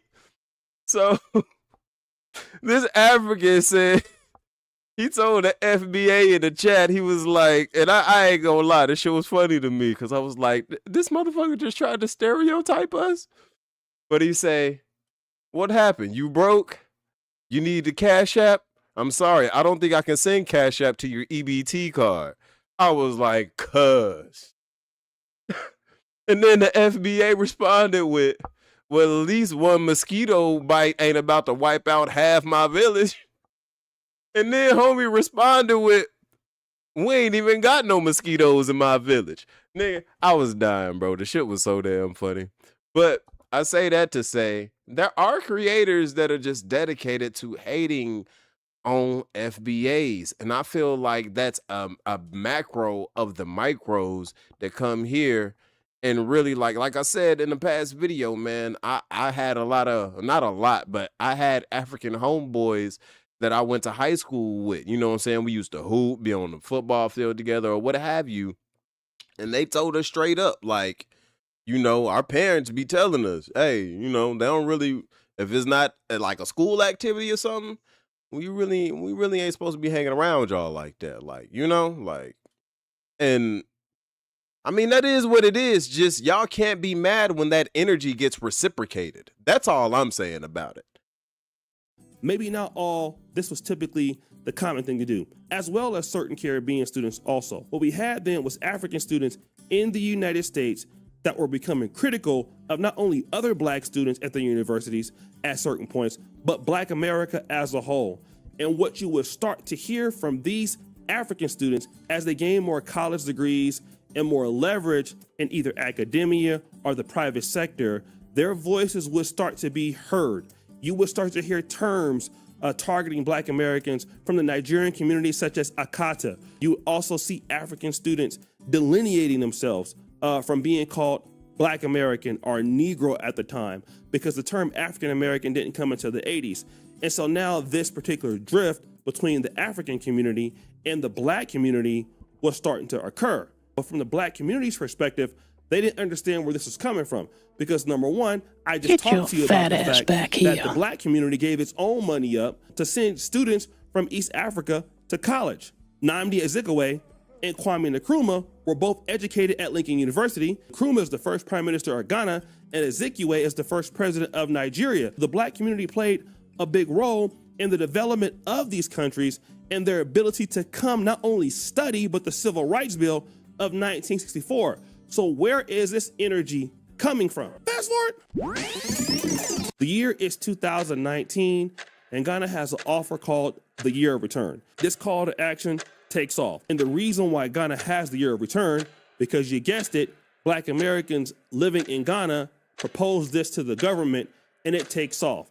Not only does it get Black Americans interested in the continent, it gets other people, most notably the Black Caribbeans, interested in the continent. And there's a reason for this, because between the time of the 1970s and 2019, many Africans who were in the States or in Canada or in the UK had given up on returning back to Africa. They did not trust the ecosystems in Africa. They did not trust African leadership, most notably for all of the failed states that they had witnessed throughout times. Many of these students had been a part of wars, or they had seen wars or rumors of wars, so they didn't come back. But Black Americans had no ties to the system, and they had never really been let down by African government. And so now you see the rise of Black American influencers, Black Americans coming to the continent, Black Americans investing in the continent starting to see Black Americans leverage, giving people passports. We saw that with Sierra Leone, with Ghana, and now Benin. And then you get somebody like Oshay Duke Jackson coming to the continent. And then when I come to the continent, largely because Africa's top people decide that they don't want to deal with it, guess what? We start to see problems here in Africa. Now remember, the Africans in America for half a decade were calling Black Americans, not all of them at least, lazy. They didn't want to work. They were ghetto. All kinds of things that the Black community took from African students. Then when Oshay Duke Jackson and other Black Americans come back to the continent of Africa, and we never really come online and call Africans stupid. We don't come online and say Africans stink, or Africans have 3 legs or in 3 elbows. A lot of our arguments about how the institutions are run day to day. And when we talk about these things, a lot of these same Africans who are in America right now that criticize Black Americans every day right now, that have benefited from Black Americans historically as to why they're in the States, that stick their nose up at Black Americans, want certain people like me to be deported. But for years they have been doing this. They came to America, their parents came to America because Black Americans gave money, Black Americans fought. This is not to say that Black Americans gave all the money, but Black Americans played a role for Africans to be in the United States. It's documented, you can go and look it up. Bro, we've always had, like, I seen a post that says Black Americans aren't racist enough, and that's why the stuff that happens to us. And I can kind of see how that post makes sense, dog. You know what I'm saying? Because it's easy to get over on people who are so forgiving. The reason why white folks really be trying to demonize us and try to act like we got a secret vendetta against them when we really don't give a damn about them, we just want to be left alone, it's because if the roles were reversed and we had held them in bondage like they held us in bondage, then they would still hate us for it. They can't fathom that we don't harbor some ill will towards them. We just want to be left alone, gang. You know what I'm saying? We show love to everybody, bro. It's, if you come in peace, we come in love. Like, that's what it is. So when we figure out that y'all really just be trying to use that against us and get over on us, that's when we got to delineate. And it seemed like once we started to delineate, and remember, our delineation was just standing on our American-born lineage. Hey, yo, we got a rich history here, and that's what we standing on, okay? That became a big problem. Now everything is a discussion. Now we're xenophobic. Now we hate people. Now bruh, it's like, hold on now, wait a minute. Wait a minute. Nah. We just not going for the okie doke no more. And no amount of shaming or guilt tripping or none of that is going to change it, bro. We checking everybody. It's the truth. But when Black Americans talk about the issues that face not only themselves here, but the African youth, now all of a sudden, we are the wrong ones. We are the problematic people. But are you guys not problematic when you criticize Black Americans in the United States? Are you not problematic when you go to the UK, as you were doing in the 80s and 90s, criticizing Caribbeans?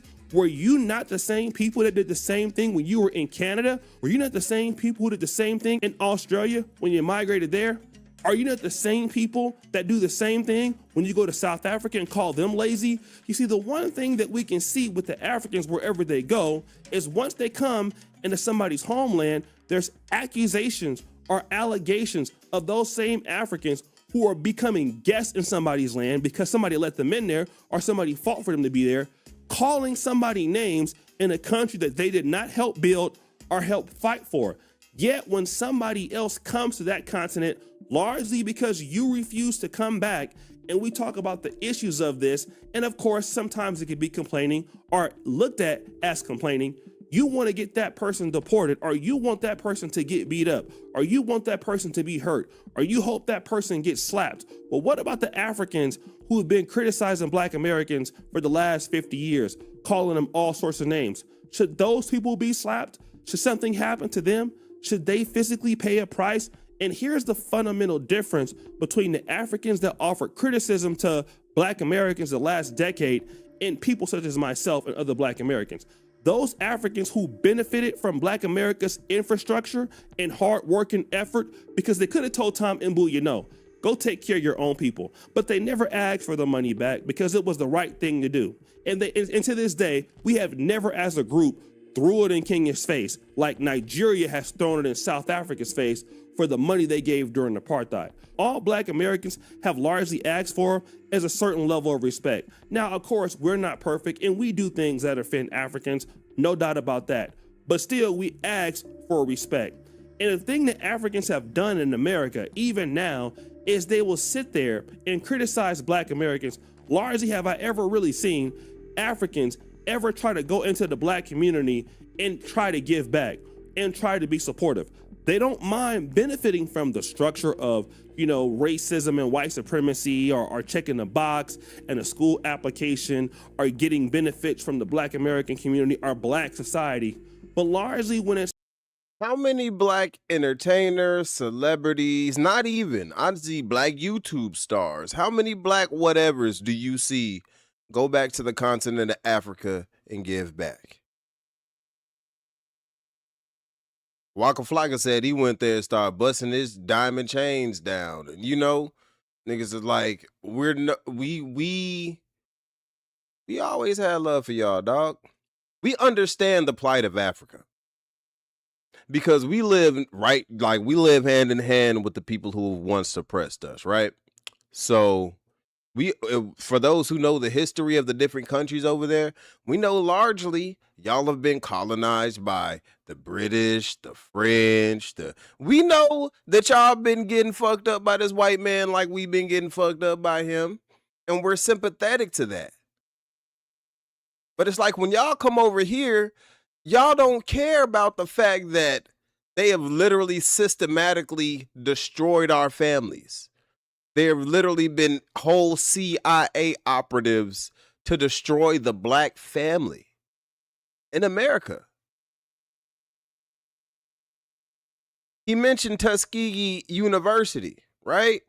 A lot of y'all's forebears went to Tuskegee University to get their education and then go back to Africa to help, relinquish their people or whatever.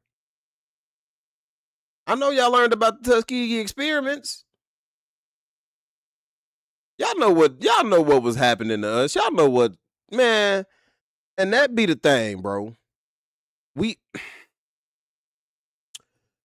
It's hard for us to continue to be sympathetic to your plight when you're not sympathetic or empathetic to ours. Because it's like, what the one of the people that Oshay is talking about, I guarantee you, is the same African content creator I was watching earlier, who just sits up on this stuff all day talking down on FBAs. This man was disparaging Nolan Wells' death and basically saying, basically making fun of it because people think that there's a possibility that there's a racist motive behind it. And it's like, homie, you must not know the history of this country. In Mississippi, of all places, white boys, one black dude, he don't make it back, foul play, weirdness with the phones and deleted messages, all this weirdness around it. Yeah, racism could have played a part in it, homie. That is a very likely possibility. And the fact that he would disparage that young man's death and talk shit is like, but you want us to be sympathetic to your plight. And even still, we not calling for y'all to get hurt or died or none of that. Meanwhile, in South Africa, they beating y'all ass, gang. Like, y'all really beefing with the wrong people right now. Let's keep rocking. It's time to give back something. They're now delineating. Here they are saying, I'm Nigerian, I'm Ghanaian. You see some of the Caribbean folks doing it. I'm Jamaican, I'm Haitian, and we're over here and you're over there. We don't go to church with y'all. We don't want to deal with y'all. We don't want our kids playing with y'all because y'all are over there and we are over here. But you do not see that attitude from Black Americans when we come over to Africa. We may have criticisms, but when Black Americans come into Africa, they are largely trying to build whatever they're doing with Africa. They are spending their hard-earned money with Africa. They are trying to have a positive impact with Africa. So even though we're not perfect as a group, you see the groups operate differently. The Africans get into America or to Canada or the UK, and it's all about them and their individual tribe and their individual family. When the Black Americans come over here, and even if we do criticize, we're still doing the work. We're still trying to work with our brothers and sisters. And that's why wherever we go, we get that level of respect. But when Africans go someplace, people complain. Why is that? Why is it when people complain about Africans being in South Africa? Why is it that people complain when Africans came to the Caribbean? You always had Black Americans living in the UK, Black Americans living in France, in pretty good numbers, might I add. Maybe And understand, he is in Africa saying that you really need to be careful, Oshay, because they might run up on you and try to chop off your gumdrop buttons. No, not the buttons! Not my gumdrop buttons! They might get you for your buttons, man. You better be careful out there, Oshay. You know what I'm saying? You know the laws out there ain't like the laws out here, all right? They will find you and remind you or exactly where you at, dog, all right? Come on now, dog. Come on, man. Let's keep rocking.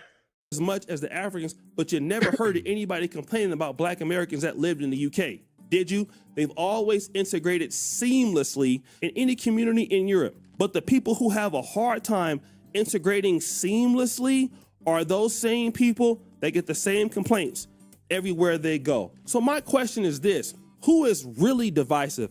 Is it me? Is it my community? Is it my group? Or is it our group who has laid the foundation of Pan-Africanism? Is it my group who laid the foundation or part of the inspiration for Afrobeats? Is it my group that was responsible for educating Kwame Nkrumah, Nnamdi Azikiwe, and which we now know as Ghana?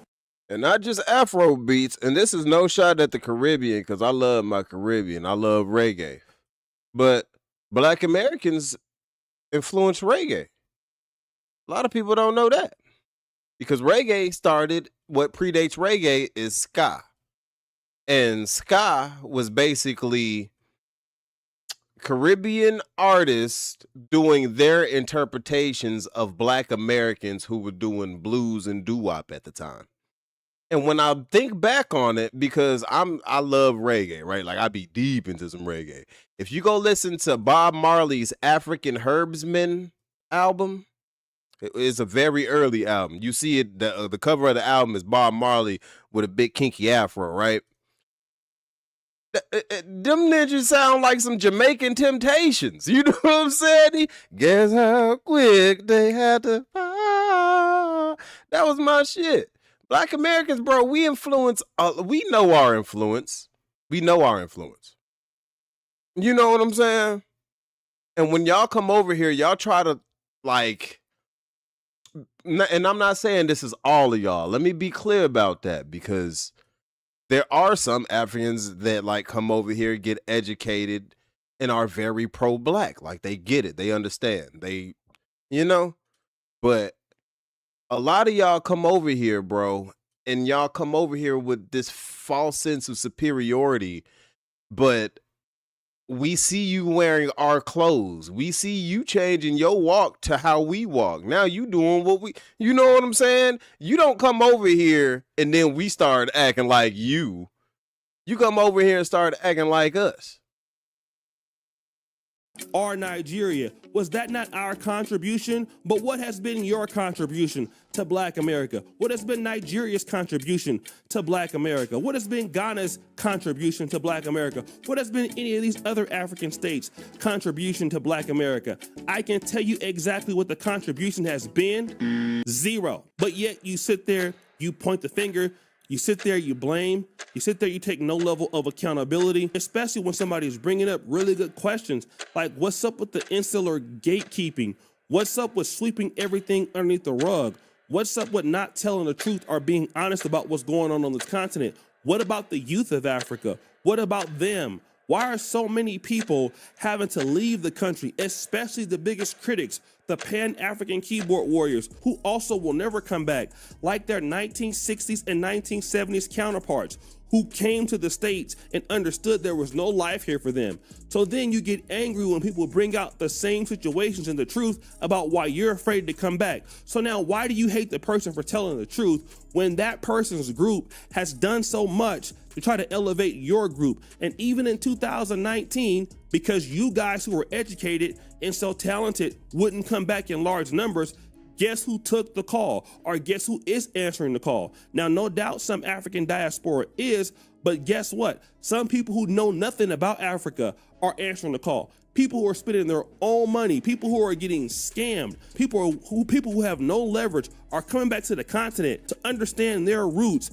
And then when things are not, when Burkina Faso liberated itself, they had put out basically a call for donations from the Black American community.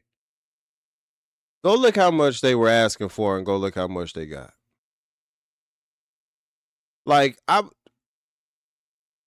respect Ibrahim Traoré so much, and I'm feared for that man's life, because you know them folks, he completely pretty much cut ties with the French of like, bruh, they had tried to, they want that man dead as a doornail, okay? They, bruh, homie, please be safe. Like, Jesus Christ. They gonna try to Gaddafi that man, guaranteed it. But that man doing what he gotta do for his people. And I love that. Like, that's a black man who stands on morals, principle, and integrity, and like he has most Americans full support. Most Black Americans full support. But the countries with the bullshit and the just look, bro. Just come and respect. That's all it is. Respect us for what we are, and we gonna respect y'all for what y'all is. And I feel like at large, that's what it is. Because in my interactions with like Africans out in the, like, that was this cool African older gentleman at the homie was jacked too. I ain't gonna lie, homie was buffed out. He had seen me busting out the muscle ups at the gym and stuff, and we were just chopping it up on some fitness stuff. Like, my interactions day to day, bro, like, I got love from all melanated people. I got love from most people in general. But the ones who come up with that contempt and disrespect, we checking that at the door. And I promise you, your bitch ass, look, Officer Doofy. Special Officer Doofy reporting. Your bitch ass gonna get that shit checked at the door. working out for them, you are the ones who are sitting in America based off that same community's effort because you don't do anything for your group or anybody else for that matter. You have the unmitigated gall to talk down on somebody when you have never done anything for your group or anybody else's group in the diaspora, except for Take. And I don't care who is watching the video, but largely this is true. Any of the groups that I'm accusing of, you tell me what they do for somebody else. It's nothing.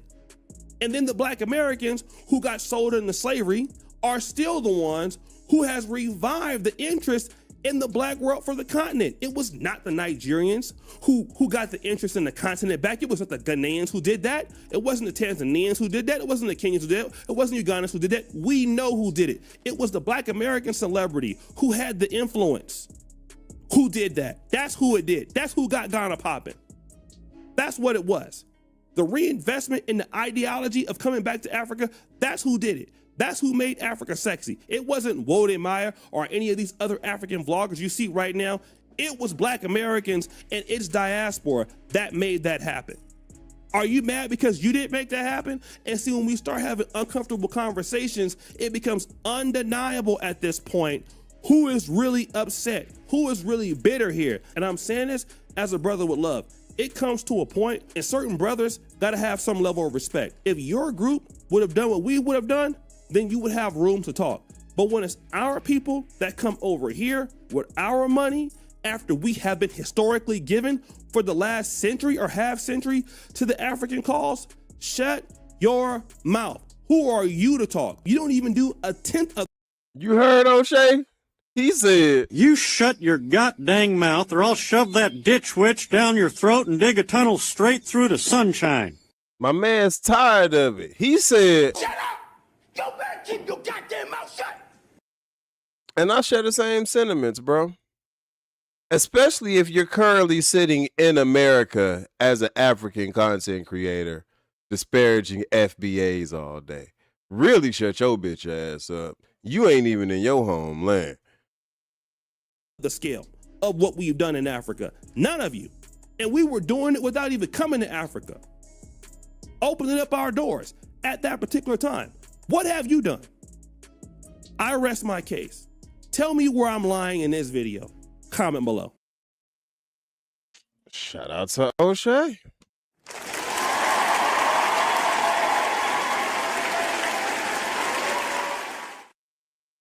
Man's went in, man. I ain't gonna lie, gang. Man's went in.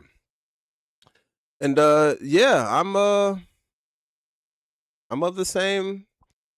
similar sentiments, man. Look, bro, I ain't dissing nobody. I ain't got nobody to I really ain't got no bone to pick. Homeboy earlier that I was watching, that specific content creator, he was really going in on FBAs. And I could really go in on him and Africans and all that, but that's really not I don't have a beef with y'all. I really don't. I just want y'all to respect our lineage like we respect y'all's. That's it. I want y'all to treat us with the same respect y'all treat them white boys with when y'all come over here. That's it. You know what I'm saying? But yeah, man, y'all let me know how y'all feel about that one down in the comment section, man. Before we get into the next one, let me check my people down in the comment section. JD Informant in the building. I see you, gang.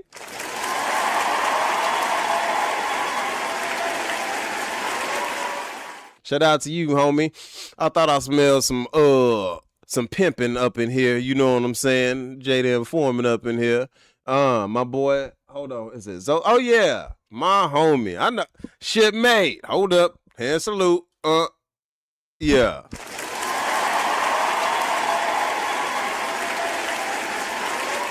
Oh man, in the building, man, in the building. Shout out to all my people in the building. You dig? And yeah, man, what do you say? iTunes and late and AM now watching this from the beginning. Oh yeah, damn, homie, you gonna have to get caught up. You know what I'm saying? You can, if for those of y'all who don't know, like say you catch a live stream, and it's already been like going on for a while or whatever, you can play it from the beginning at like 2 times speed or whatever, and it'll like speed it up until you get you caught. Like, you know what I'm saying? If you want to fast track some stuff like that. My boy JD Informant says those Pan-Africans put 19 shillings on those shit. Man, what? I'm telling you, they gonna be Oshay gonna be up in he gonna be up in the bar or something over there drinking his O'Doul's, and he gonna take a sip and he gonna be like, Hold up, wait a minute, something ain't right. Then they gonna be like, Fufu, get that lion.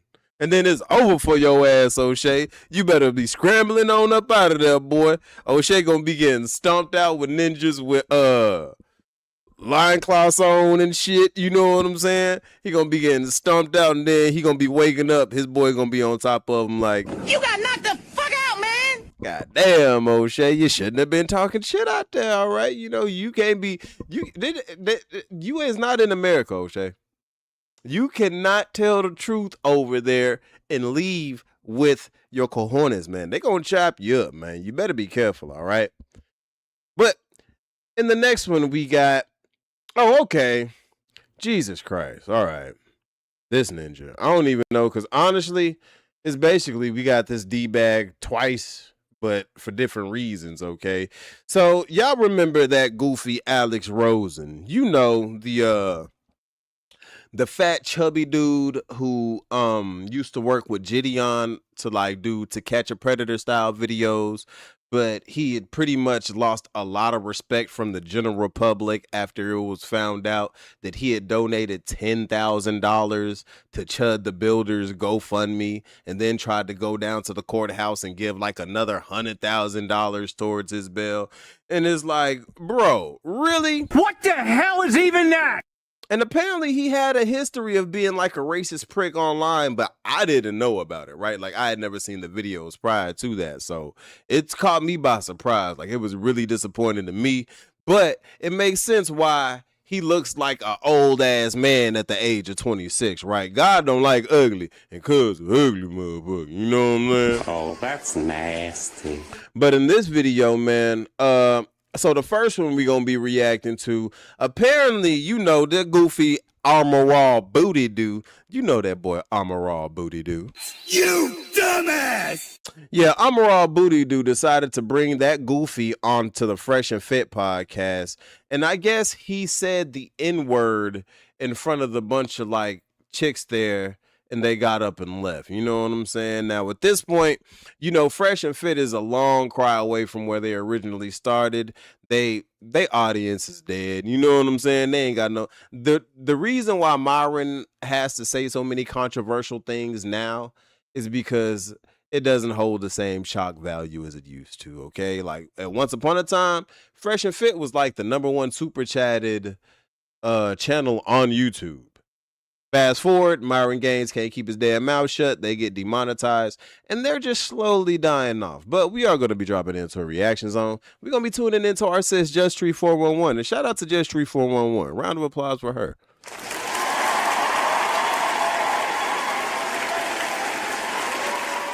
I got a lot of love for sis. You know what I'm saying? She an Amazonian. Hey, baby, you can tie me up anytime now. You ain't going to be putting nothing up in me, all right? But you can wrap me up and let me just rest on that ample bosom, baby.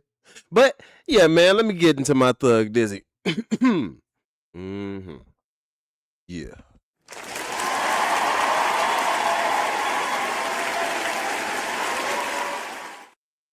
Yo, yo, yo. What's good, gang? You know the name. It's Transition representing Gaptooth Gainz, and I'm back at y'all with another video. Go ahead and hit that like button for me as you come on in. Drop a comment down in the comment section. Let me know how you feel about this video, and subscribe to the channel if you haven't already subscribed, because we're going up. We're on our way to 15K, so if you want to help us get there, just tap that subscribe button, and don't forget to hit that notification bell. But, gang, in today's video, we're going to be reacting to this goofy Armor Booty Doo and Bad Breath Fresh letting that racist piece of garbage Alex Rosen on their podcast to say the N-word with the hard R in front of a group of women, including black women. So as you guys know, these days, Fresh and Fit as a podcast is basically just a baby bird that fell out of a tree, right? It's slowly dying off, and at this point, it's on its last wing. But they're trying to get some shock value in the game by bringing in a D-bag named Alex Rosen. Now, if you don't remember who Alex Rosen is, he's the man who used to, well, he still, I don't know if he still does To Catch a Predator style videos. I know he used to before he had ruined his reputation by donating $10,000 to Chud the Builder's GoFundMe account. Hold up. Wait a minute. Something ain't right. Yep, I said it. Something is right. He did. He donated $10,000 to Chud the Builder's GoFundMe, and then subsequently went down to the courthouse to try to plead with the judge and put $100,000 on Chud the Builder's bail. After doing that, Gideon, the viral streamer, the dude with millions and millions of subscribers, he publicly disavowed Alex Rosen, decides not to work with him no more. And now I guess he's on Fresh and Fit trying to get some shock value shit. So we are dropping into a reaction zone. Make sure you hit that like button. Make sure you hit that hype button. And let's see what's going down, man. Let's see it.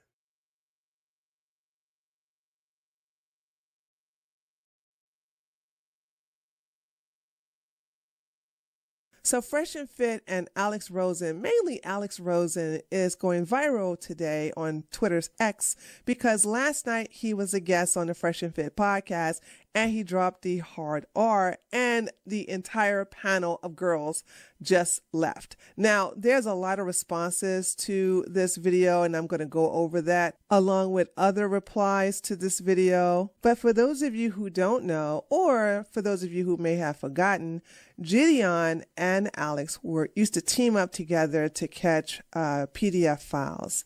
And their videos were pretty good and they did well in the algorithm. However, when Chud the Builder was arrested, Alex offered to pay his bail in full, I think of $1 million.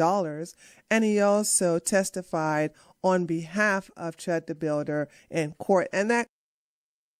Now look at him.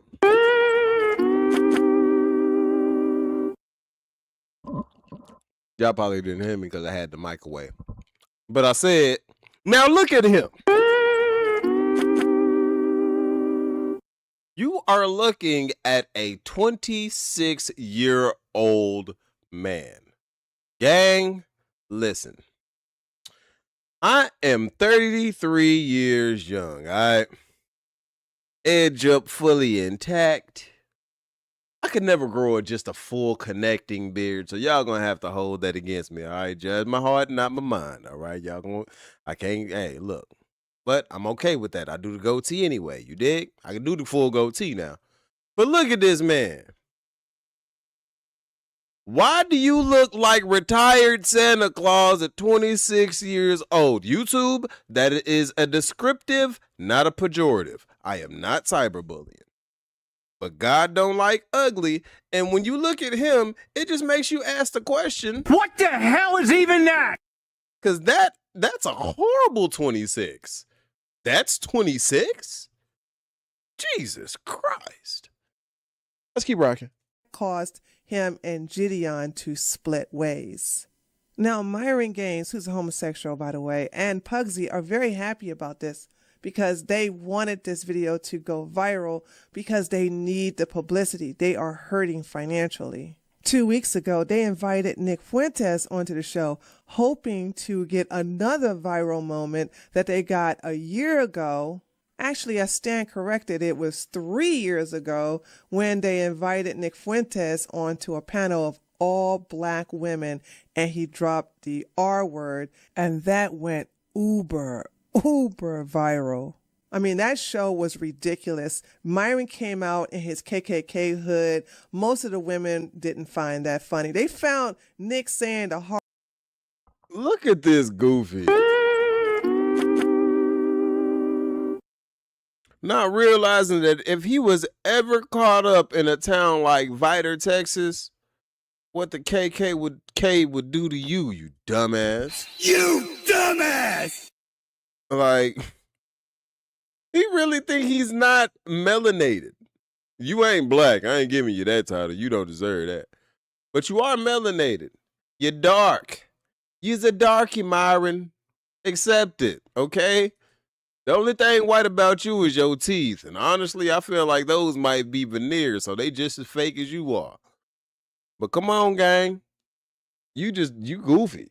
Are funny, hilarious, by the way. But Myron coming out in his KKK hood, I guess that's where they drew the line. But the black community really came after the women, and it did have some consequences and repercussions that I'm going to actually talk about in this video right here, because they tried to get an all-black female panel for Nick Fuentes 3 years later, and it didn't work out. But let me tell you something. This entire episode was hilarious.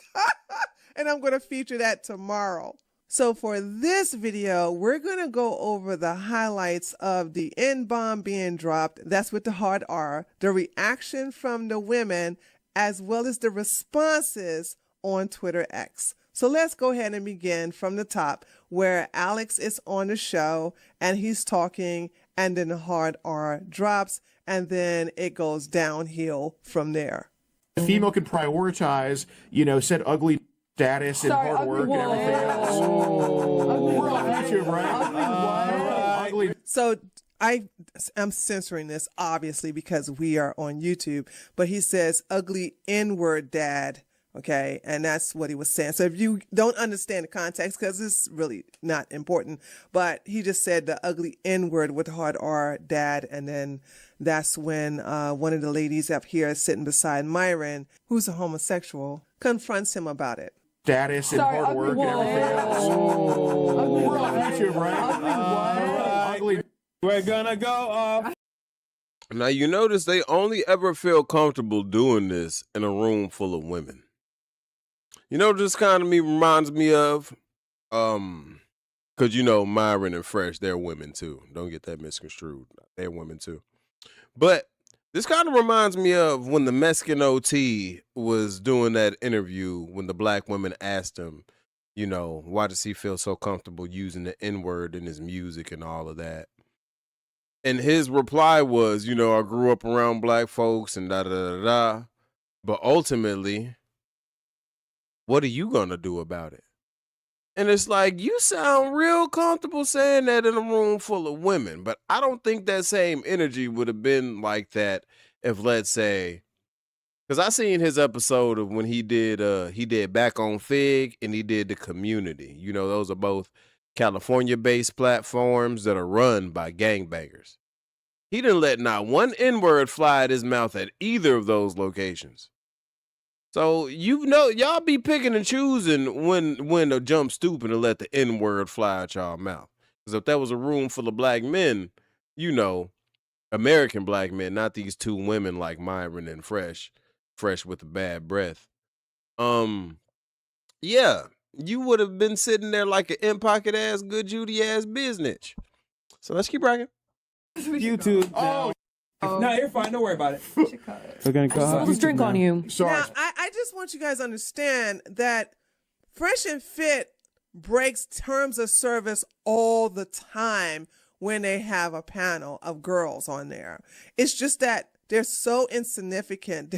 They're so irrelevant that most people who have it out for them don't camp on their channel to immediately report the video as soon as they break terms of service. So when they start going into the hard R, they don't get it reported. As a matter of fact, that video was on YouTube for like a good 8 hours before they took it down. So I said to myself, wait a minute, you mean to tell me that they let that video stay up? And the reason why is because people don't really care about Fresh and Fit. Like, losers watch these people, and as well as hate watchers, okay? People who hate them watch the channel. But most of us just don't bother watching them unless something happens like this. And then these two idiots want to know why they can never get remonetized. Amazing. Speech impediment. I'm going to say A on YouTube. Are we off YouTube now? Yeah, you said it. Okay, I totally meant ugly hair that we're off YouTube. Yo, just like W. Anyway, but my point, no, I don't care about the A or the ER. It's all the same. But anyway, my point is, it's all the same to you. You can say racial slurs. Yes, but, yes. I can say racial slurs and attractive, very sweet lady to me. So you can say racial slurs, yes. but you cut the line at pedophiles. To you. Wait, are you comparing? You not attracting nothing, bro. Now, your bank account might be attractive. And a woman might pretend to be sweet to you to get that money.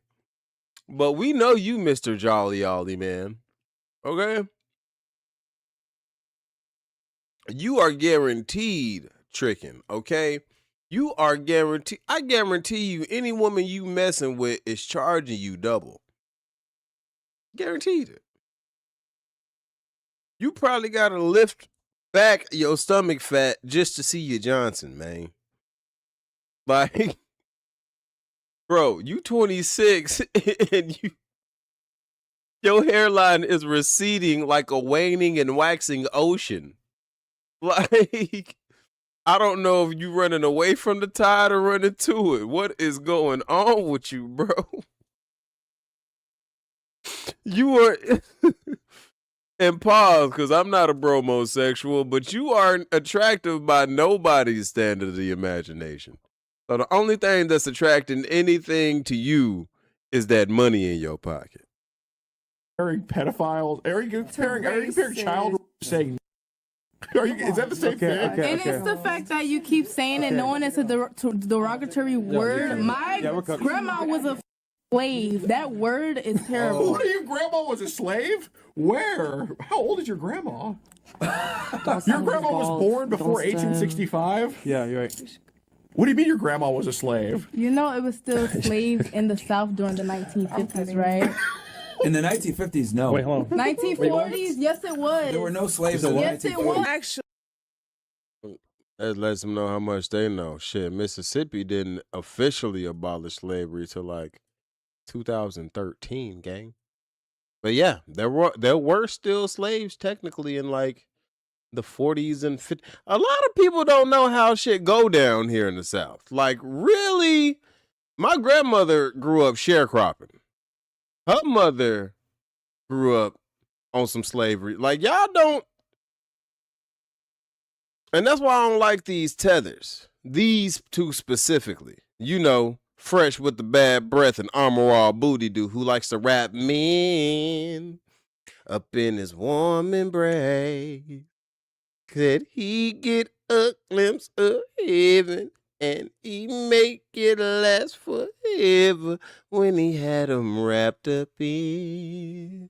Anybody hugging men from the back shouldn't be having a full out attack on the black community just because you in your field. Like, you don't even live in a black community. Why don't you never talk about Sudanese problems, Myron?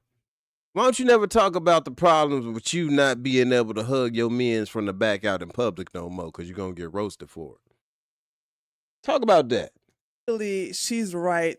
The slavery is different, but she's right. And let me go ahead and actually support her claim right now. So she wasn't making that up. There's a difference between chattel slavery and peonage slavery, also known as debt bondage slavery. And that was done well into the 60s, if I remember. Sharecropping. Debt bondage slavery. Like when I said my grandmother grew up literally picking cotton. Like, the people be like, that was so long ago. Nigga, my grandma grew up doing that. Legitly. Sharecropping. I'll leave the link to this article in the description box, but the last known slave under peonage slavery was back in 1963. So she wasn't lying when she said that her grandmother was a slave. So it's not the chattel slavery, but it's a different type of slavery. So she was telling the truth. While chattel slavery was officially outlawed in the 19th century, historians and researchers have uncovered that forced illegal enslavement, often known as peonage or debt bondage, persisted in the Deep South well into the 1940s, 50s, and even as late as the 1960s. Although these individuals were legally free, white landowners used deceptive contracts, physical violence, and manufactured debt to force Black Americans to work on plantations without any knowledge of their actual freedom. So although she's drunk off her ass, she is telling the truth. But you have to understand, why would anyone take her seriously? She voluntarily came on the Fresh and Fit podcast. So I can see why everybody looked at her like, shut up, that didn't happen. Yeah, she doesn't have any credibility because she's on the show in the first place. But at least this was a good teaching moment for those who didn't know. Do y'all not know in Georgia they still have Black people on arms and Oh, she chipping on Alex. Sorry, man. She got offended. She walked off? Yeah, bro. She walked off? She ain't even black, bro. Did you just say there was slavery in the Yeah, Bible? this is crazy. Slaves in the 1940s is nuts. That's wild. Oh, they're all walking off? Yeah, they're all friends. All right, whatever. Look That's at fine. that. That's They're all great. getting mad. It's not even that. It's the fact that y'all continue, especially you as a black man, you let him continue to say. Man, you ain't black Nigger, at all, nigger, man. nobody cares, You ain't bro. black, bro. Get out, man. Man, you ain't black at all, man. Like, niggas don't give a fuck, man. Shout out to the ladies for getting up. You know what I'm saying? Even though y'all went there in the first place, but y'all didn't go there for that fuck shit. Y'all went there. There's levels of buffoonery. I give you that. Y'all went there for a certain level of buffoonery, and you probably wasn't expecting that. But the fact that old girl got up the first time and walked off as soon as you said it, big shout outs to her. Because, nigga, you a goofy. Like, you really need your ass whipped. And don't never let me see you out there. I don't know violence to come to nobody. YouTube, I don't want no violence to come to nobody. Okay? Y'all know me. I come in peace, love, and tranquility. Do I want violence to happen to somebody? Nope. Not at all. Let's continue. Black, bro. Yeah, we're racist. You ain't black, bro. I mean, you ain't black, bro. At least, Yo, if I come to you, you ain't black, Fuck out of here, bro. And this is what I'm talking about. So, like, I want you guys to take note that the three pick-me's are still sitting there. They're confused, like, should we get up? Should we go? Should we? This is what I'm talking about. OF women stopped coming on to the show because it wasn't any benefits for them. So I guess their audience went just as broke as the show, right? So they decided to stop coming on. And so Fresh and Fit, by way of Chris fat ass, started inviting just regular women to come on the show. Now, you come on the show, you should know what Fresh and Fit is all about. But you come on there anyway, you're just showing me and everybody else that you don't have any self-esteem. Look at the bald spot while he got his head on the table, y'all. Look at this. You got that George Jefferson going on, homie. What is that? What the hell is even that? And you got the nerve and audacity to have your mouth on black people. Shut up, Santa Claus. Go get them toys ready. Christmas is a-coming. Shit. Just goofiness. To be black in America is to always have to deal with some goddamn goofiness, even when you not in the room like that. Like, y'all just think about us all day. There's a dude, he's a Miami creator. He's a white dude, right? This fool flew all the way to Australia, the great outback. You got kangaroos, nigga, you got tarantulas and crocodiles. You are in the great outback, doom buggy riding. You can learn how to throw a legit boomerang. You can learn how to hunt with a bolo. But you go out there to interview people about black men. And it's like, all right, homie, at this point, you got to admit something wrong with y'all. Hold up. Wait a minute. Something ain't right. If you fly all the way to Australia just to interview people about black men, like you think about us more than our women do, gang. Y'all are gay. I'm sorry, you gay. You gay. That's it. Steam. Shut the up. At least my uncle These fucking crybabies, man. They're tripping out. Yeah. Fucking losing their mind. Oh, this is right. Yeah. She said they're slavery in 1940s, bro. Crazy. At least my uncle didn't touch me though. All right, cool. Word from my sponsor. All right. Yeah, you got it. Go ahead. Move forward. Yeah. Yeah, you got it. Yep. they're all walking off. Well, it's lovely. That's whatever, man. F it, bro. The clan meeting is only real. There you go. So there is that. Now, I want to show you, before we look at the replies, I want to show you probably one of the funniest things about this podcast. Now, do not give these women any props. Let me explain why. They gave the impression on Twitter X that the show started within 30 minutes? And then within 30 minutes, Rosen used the hard R, and then the girls got up No. They were already there for over 2 hours and then decided to leave. But guess what? Myron and Pugsy already used you for what you were there for, to bring in the incel viewers that actually subscribe to Fresh and Fit. So you were already used for your purpose. So the fact that y'all leave now because Alex dropped the N-word with the hard R means nothing to me. The fact that you showed up in the first place shows me that you don't deserve any respect. But let me just show you what I'm talking about. Look, so we got right here, when we get to an hour. Okay, here we go. Right here at 1 hour and 1 minute and 38 seconds. See, the women are still there. Now let's go to 2 hours here. Right here. It's 2 hours and 56 minutes, and they're still there. So you all were already used for your purpose, and then you decided to just leave. And I just don't respect that. So don't give them any credit. Don't go, oh, women with self-esteem. Where? They were there for 2 hours already. The fact that they were there in the first place shows that they don't have any self-respect or self-esteem. So Pugsy has a sponsor, and he has to read an ad. And so because the girls left, he decided to take advantage of this viral moment to read the ad. And we're going to watch it because, trust me, it's comedy gold. And now for a paid advertisement from Rumble Wallet. Once again, and now for a paid advertisement from Rumble Wallet. Quick question. How much control do you have over your money right now? Technology has changed everything, and it's changing how money works. Crypto has started as a niche, but now it's going mainstream. Faster payments, more control, fewer middlemen.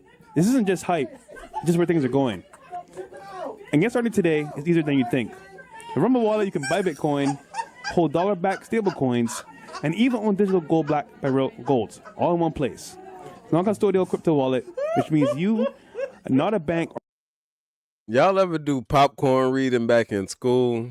You know popcorn reading when you like read a paragraph and then you pick the next person to read it.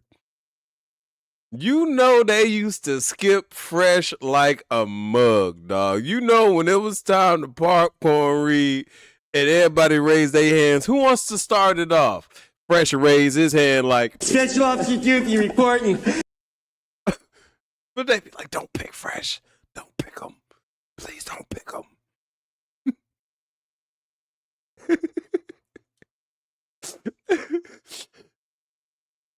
Fresh.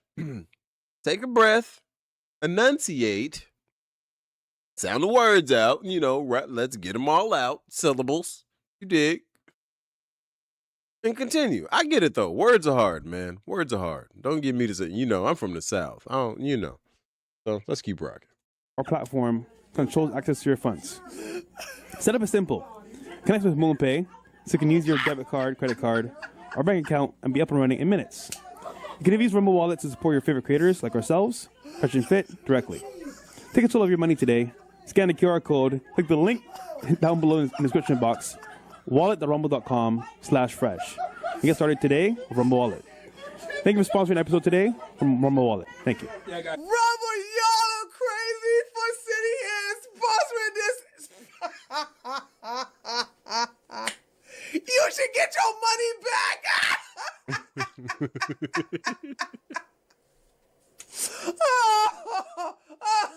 Imagine saying, you know what? You guys got your head together and you're so articulate. We would like to pay you to read our ad on your toxic show. Oh, God, that was great. Whew. Okay. All right, let me calm down and bring to conclusion. So as you can see, they took advantage of the fact that they knew that this was going viral. And so Pugsy decided to take advantage and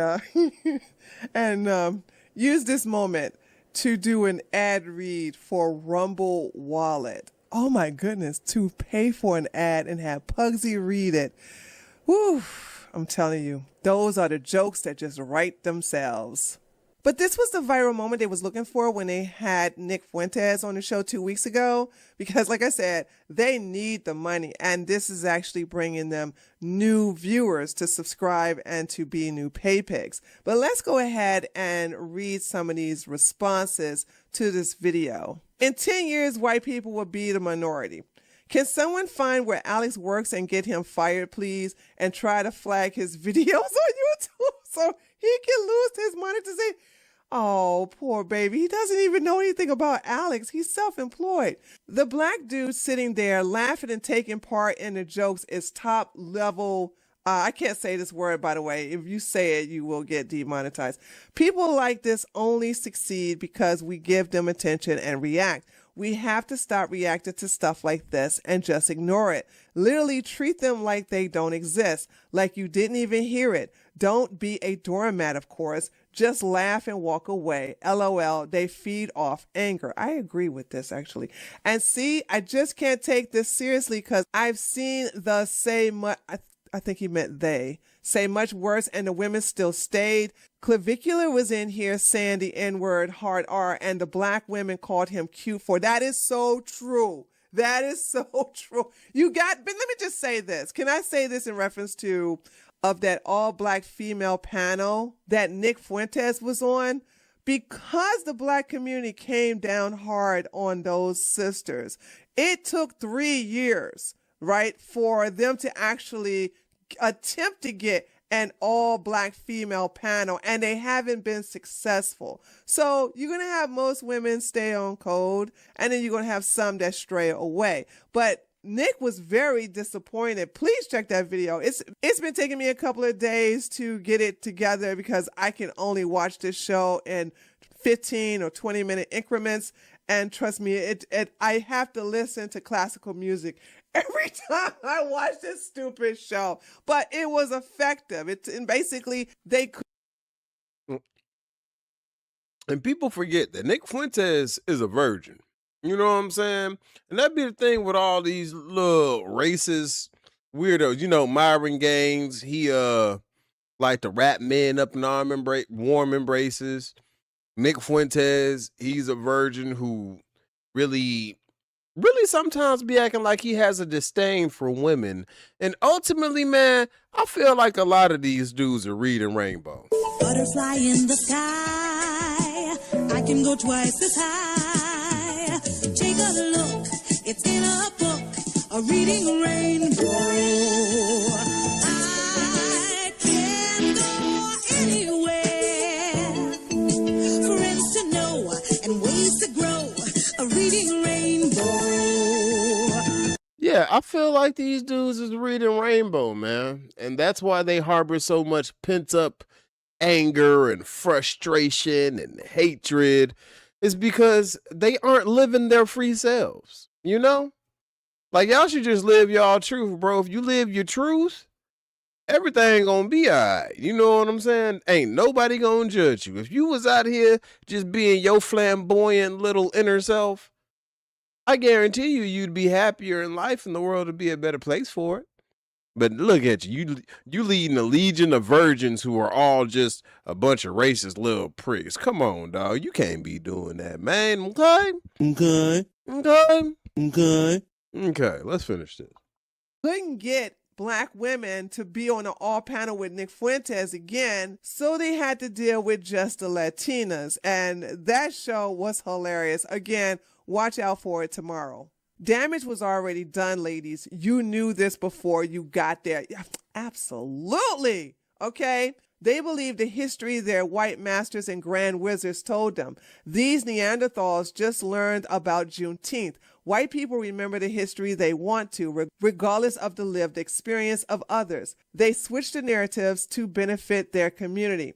And I'm not going to read that. No identity, no accomplishments, no personality, no 9 to 5, just a whole lot of I say the N-word and talk about black people all day for shock value because it pisses people off, and that's so funny to me. I'm edgy. Shaking my head, men used to fight wars.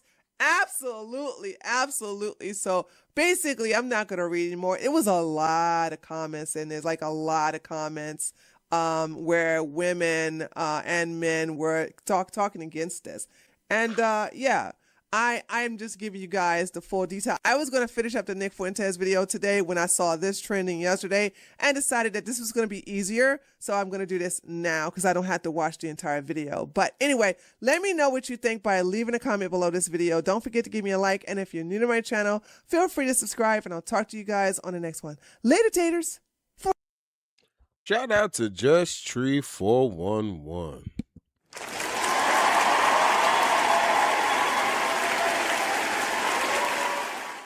You looking like Trishina Arnold right there, Just Tree. All right now, you better stop. I used to have a thing for Pam now. You better stop, Just Tree, all right? I told you now, I climbed that tree, okay? Okay. Hey, you giving up that gumdrop button, baby? No, not the buttons. Not my gumdrop buttons. Don't play with your boy. I'm just playing now. I'm just playing. Unless you're serious. Unless you're gonna do it. But let me make sure I hit that like button on my way out, man. And yeah, how y'all feel about that one down in the comment section, gang? Yeah, I feel like Fresh and Fit is a dying entity these days, and they doing all that they can to stay afloat. So I get it.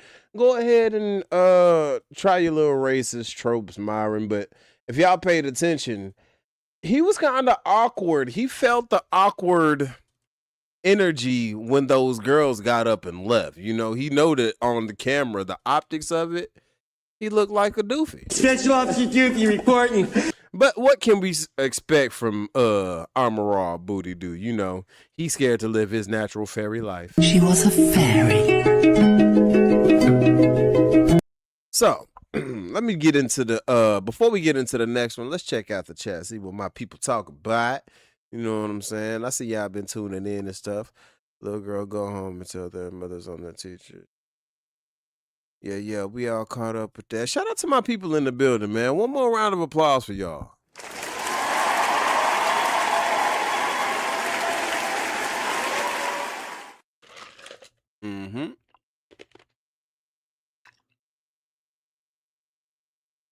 My bad. I'm messing this ice up.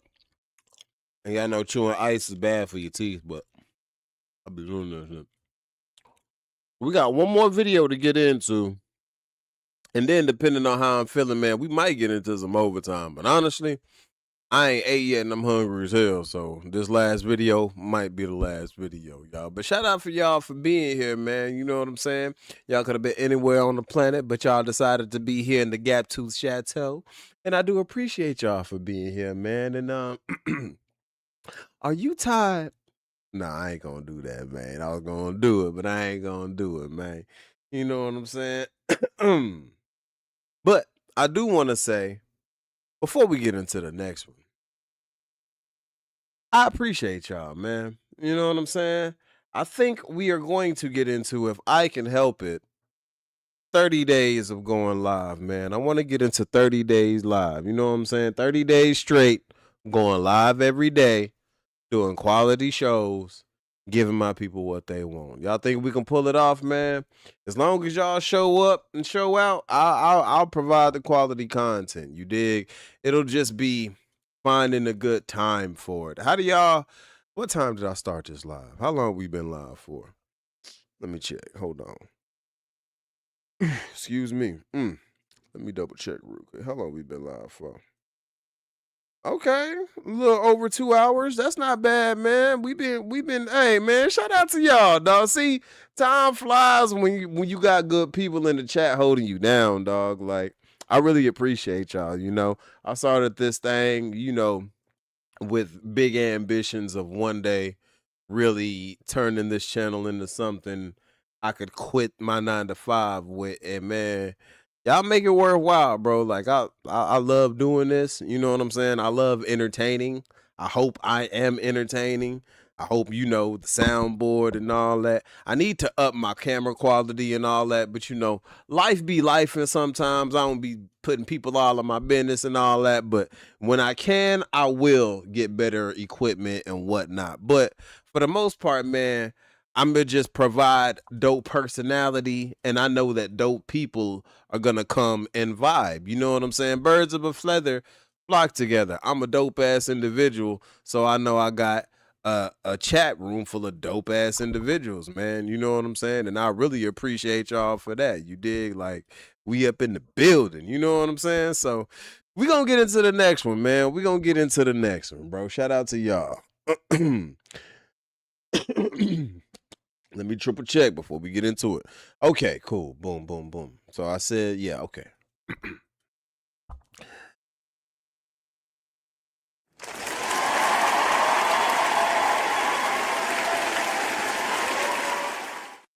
Yo, yo, yo. What's good, gang? You know the name. It's Transition representing Gaptooth Gainz, and I'm back at y'all with another video. Go ahead, hit that like button for me as you come on in. Drop a comment down in the comment section. Let me know how you feel about this video, and subscribe to the channel if you haven't already subscribed, because we're going up. We're on our way to 15K, so if you want to help us get there, just tap that subscribe button, and don't forget to hit that notification bell.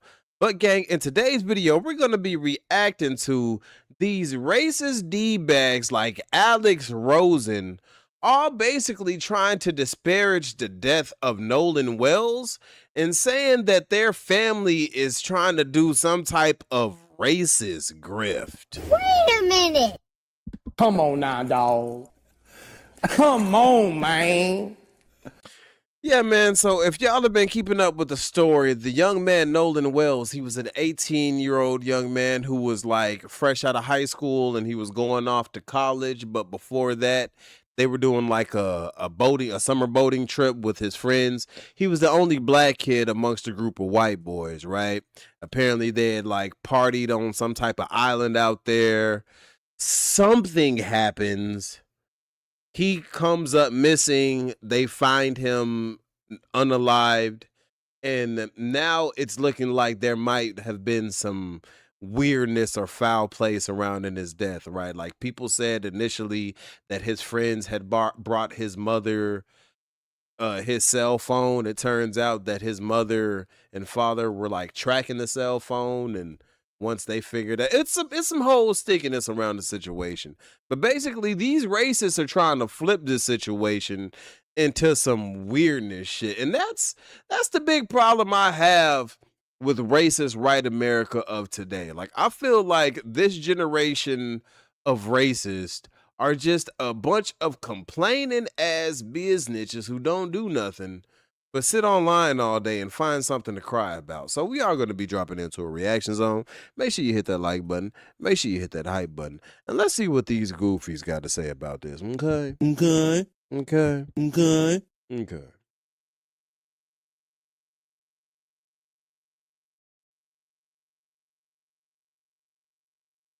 Nolan Wells' family is officially under attack. The white supremacist has apparently finally caught up to the story, and they're making up for their absence, right? They are rapidly going to work to go against this family, because apparently any level of sympathy or empathy for black trauma and black pain is unacceptable to them. Own white supremacist Alex Rosen took to Twitter to call the Nolan Wells investigation a Nickspiracy. Curtis from Newsbusters and Jason Rentz from News Nation, they're now calling this Nolan Wells investigation a race hustle. So Curtis Hogg wrote, "I'm glad Jason Rentz covered the Nolan Wells case and asked the question a lot of us are asking.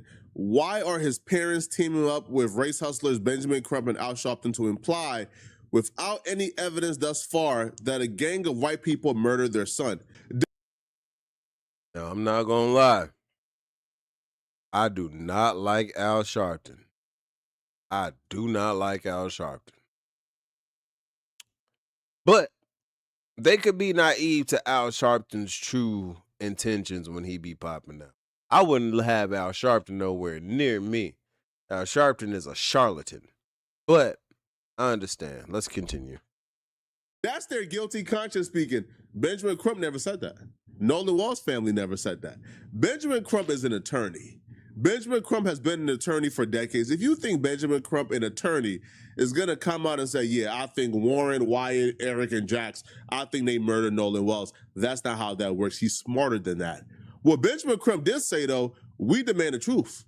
We demand to know what happened. We demand a full investigation into this. But we don't trust the police in Oceanside is going to do the investigation that's thorough, so we're going to launch our own private investigation. What problem how's it a race hustle if somebody comes in, pay their own money to launch their own private investigation? They have not said, I think Warren killed Nolan. They have not said, I think Eric killed Nolan. They have not said, I think Wyatt killed Nolan. All they said is things are not adding up. Like deleted Snapchat messages or the alleged altercation with Nolan. The family of Nolan Wells is skeptical of local Mississippi law enforcement. They hired civil rights attorney Ben Crump to conduct an independent investigation into their son's death. During a press conference today with Reverend Al Sharpton and Wells' parents by his side, Crump claimed law enforcement can't be trusted when black children are killed. This before they even got any substantive details about the investigation. Oftentimes, when our children are killed in highly questionable situations, that there is this notion that, oh, it was nothing wrong, no foul play, let's just sweep it under the rug. Well, we refuse to sweep it under the rug. We refuse to just let Nolan Wells' death be in vain. Like that young kid, what was his name? Kendrick Johnson or Kendrick? Yeah, I think it was Kendrick Johnson. You know, the one that they found rolled up in the mat and like his organs were missing or something like that. And the police were trying to cover that up and tried to say there was no foul play. And like, you know what I'm saying? He's not lying. He is definitely not lying. And I hate that people act like they don't realize it's a double standard in America. That's really, you know what's crazy to me? Racist white America will tell you that there is no double standard in America, that everybody's equal, we're all treated equal, we're all treated the same. But have you noticed that they are terrified of becoming the minority in this country? They preach about that all day, right? Our birth rate is dying now. We're the great replacement theory. They're here to replace us. Why are y'all so afraid of becoming the minorities? Wait a minute. Wait a minute. You would think with the way y'all be acting about becoming minorities that minorities get treated bad or something. I thought we all get treated equally, right? We're all Americans. This is America, right? Y'all don't even realize you act out your own hypocrisy in real time, gang. It'd be crazy. But let's continue. We're going to make sure that we get to the truth, the whole truth, and nothing but the truth. They played an audio and a clip of a man saying, we're going to get down to the truth and nothing but the truth. Whatever that truth is, we're going to get down to that truth and we're going to get the answers to a lot of these questions that are unanswered. And we're going to find an answer to a lot of these things that we just don't understand right now. And they say, race hustler, he's race, how? Nolan Wells' family was asked, do they believe this was a race thing? The family was not willing to commit to this being a race thing yet. That shows you their intention. You think these good people said, I wish my son was murdered? You think these good people whose son is already dead is wishing, praying, and hoping that their son went through torment and pain within his death? His death is already bad enough, but you think they are wishing and hoping that their son was tortured and murdered before his death? Are y'all crazy? Clearly not. The father even said, man, he hope it's not a race thing. They just want answers. How is seeking answers through a private investigation race hustling? Do you think race might be a factor? Like my wife said, I don't want to believe that, but it's just so many things have happened, and so many things have been swept under the rug. Like I said, Nolan didn't see color. It's almost like your cousin that used to do drugs and steal stuff to get money for drugs, right? You got him over your house. $20 come up missing. Now, he a changed man, you know. He claimed he changed. He's sober these days. He stopped smoking. But $20 done went missing, and this the only ninja that's done been around. You don't want to believe it's him. You know what I'm saying? But you're not gonna rule it out neither. Nigga, I know what you used to do, nigga. I know you'll still me, nigga. You know what I'm saying? You don't want to believe that this is a result of racism, and we hope it's not. Like, I don't want it to be that his friends were on some weirdo, like, racist stuff. Honestly, this could have been friends falling out and it, just whatever. Or he could have went under and not have come up. I literally have a homie that had, like, went out fishing, had messed around, like, had his boat flipped or whatever, went down and never came back up, bro. Rest in peace, Blue Man. Like, freak accidents do happen out on the water. So we're not ruling anything out, but at the same time, we're not ruling anything out. When 4 boys come back, who was the homie? If me and the group of homies are going out and one of the homies doesn't make it back, I'm going to be the one to tell the homie's parents out of my own mouth what happened. But 9 times out of 10, if one of the homies don't make it back, then probably none of the homies ain't making it back. Cause nigga, what they know, we all making it back. Nigga, ain't nobody making it back. Ride or die for ours, fool. Ride together, we die together. Bad boys for life, nigga. You know what I'm saying? So when the homie don't make it back, and the initial response from the boys is, we don't remember what happened, but y'all got his phone in y'all possession, and I guess didn't relinquish it until they would realize that it was being traced and tracked. Thank God they didn't dismantle the phone, so, I guess they found out that there were deleted messages and all that stuff. There's some funkiness going around this, so he has good probable cause to believe that, hey, yo, this could be racially motivated. Saw people for who they are. And I used to always tell them, so you need to guard that close, because everyone is not going to reciprocate that same love that you give. I just want transparency. I just want to know what happened to my son. Does that sound like race hustling to you? It doesn't. Now, we on YouTube, like myself, I've said I think Nolan Walsh was murdered. I think he was murdered. In my opinion, I think he was murdered. But don't put my opinion on the parents. Don't put my opinion on Benjamin Crump.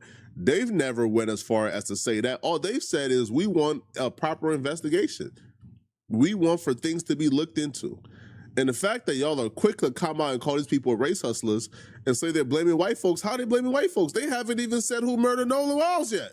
They haven't even committed to Nolan Walsh being murdered. All they said is we want the truth.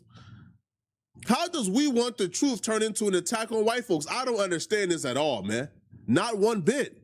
How does we want the truth turn into, they saying he was murdered by a gang of evil white folks. Oh, no.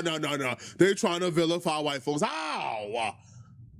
But what's even worse is the Uncle Ruckuses who are joining in with white supremacists to attack Nolan Walsh's family and the people who are stepping in to help Nolan Walsh. I watched one video where this dude stated that Tyler Perry stepping in to pay for Nolan Walsh's funeral is race hustling and making it worse. I couldn't even comprehend that statement, bro. What do you mean making it worse? So Tyler Perry decided to add fuel to the fire by offering to pay for Nolan's funeral. Of course. What's that weird looking ass animal that this fool look like?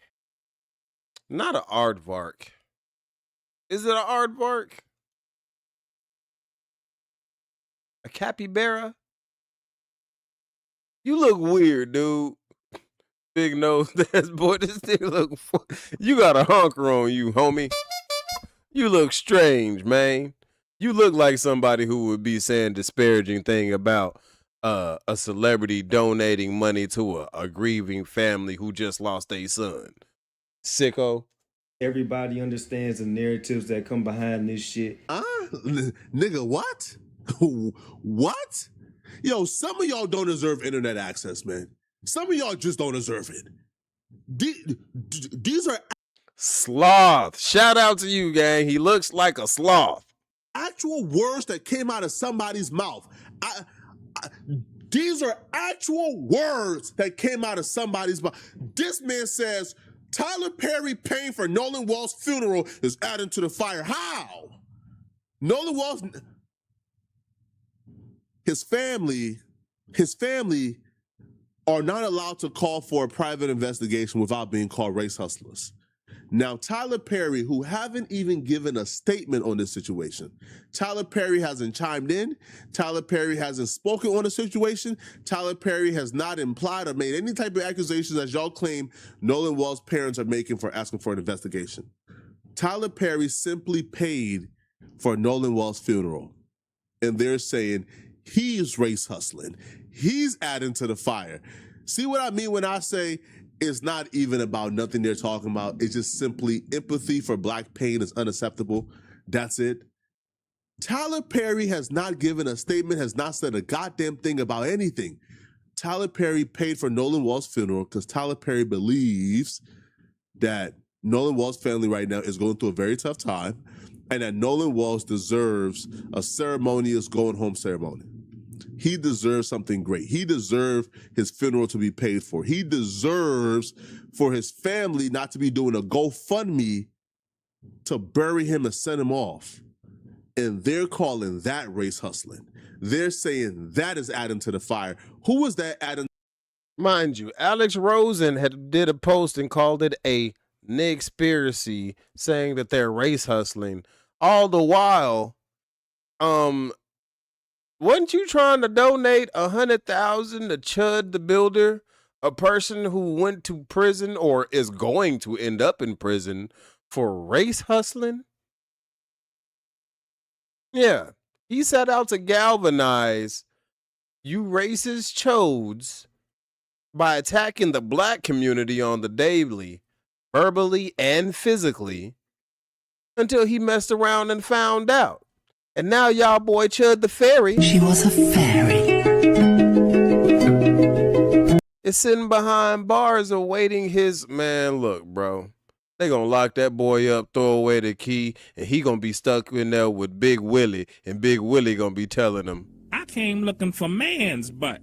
And you know Chud the Chode, with his extensive history of taking the pipe from a black woman, he probably ain't gonna have a problem with it taking it from a black man. You know what I'm saying? He like putting stuff up his chud, is he? But this ain't about Chud the Chode. Don't get me started on him. Yeah, y'all been race hustling. How was a man donating to a grieving family race hustling? Like the weirdness, man. Like, get over yourselves, bruh. To the fire for? Who exactly is upset that Nolan Walls is getting a funeral home? Who is upset that Tyler Perry is paying for the funeral so Nolan Walls' family don't got to fundraise and start a GoFundMe and burden themselves with trying to raise money for his untimely death? That's what upsets you guys? That's what's boiling your heart? Like, y'all are some sick human beings, bruh. Y'all are terrible. And this is coming from a black person. This is the shocking part about it. This is coming from somebody who looked like Nolan Wells. Somebody who should be able to identify with Nolan Wells and saying, Tyler Perry is race hustling and adding to the fire for paying for Nolan Wells' funeral. He knows what he's doing. And then he continues to list irrelevant things about Tyler Perry and his motives for his movies, as if that has anything to do with Tyler Perry paying for Nolan Wells' funeral, because everyone deserves a funeral. The white boys did it. The white boys did it. White supremacy. White supremacy. I mean, what? Hey, Cass. Shout out to you in the chat, because you hate when you said he looked like a sloth, right?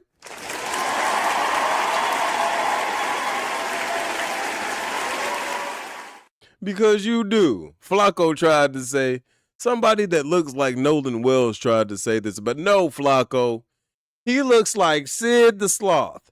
He looked like he is best friends with a woolly mammoth and a saber-toothed tiger, and they are trekking across an Arctic voyage to bring a baby back to their tribe. And somewhere around there, it's a little squirrel trying to get that goddamn acorn. He looks like Sid the Sloth. Okay? He looks like he hangs from trees and eat eucalyptus leaves. Or is that koalas? I think that's koalas that eat eucalyptus. I could be wrong. You know, I know. But regardless, the motherfucker look like a snob, boy. You look goofy. Goofy ass boy. What more can you expect from a man who literally makes a living off of making trauma movies for black women? How about somebody steps up? How about somebody says, let's wait on the evidence? I want to remind y'all when he says, what more can you expect from a dude who what more that can you expect? He's talking about Tyler Perry paying for the funeral. Again, Tyler Perry has not said a word. He's not given a statement yet. Tyler Perry has paid for Nolan Wells' funeral. And because Tyler Perry has paid for Nolan Wells' funeral, a black man is upset about that. A black man believes that Nolan Wells' funeral do not deserve to be paid for. And that if you pay for somebody's funeral, you are now saying that this man was murdered by a group of white folks. Or what if this kid was murdered, or this kid died?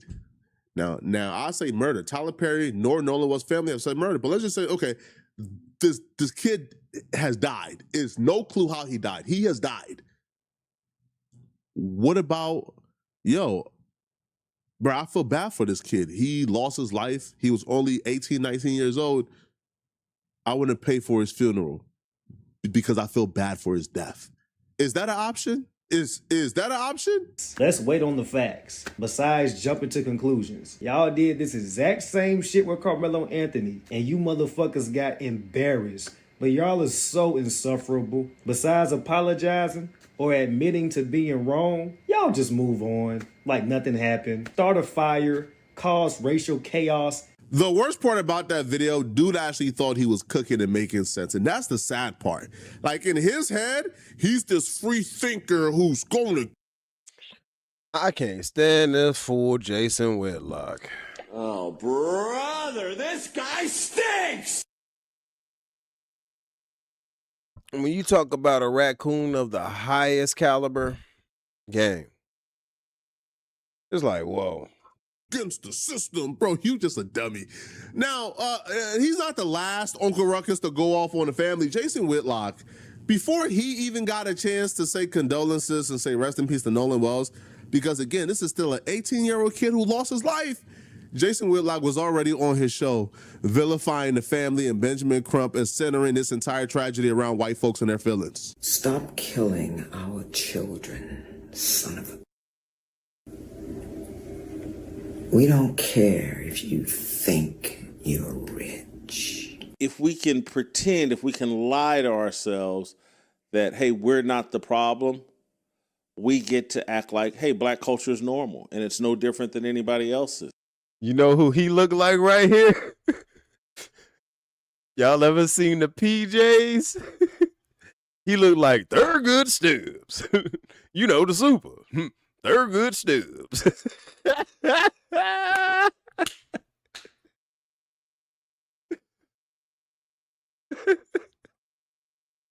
PJs, the projects, low and high rise, y'all. PJs, the projects, living in the PJ, going down the cardboard condo, homeboy in a homemade bungalow, in the middle of the end in a dead end one-way street, living in the PJ.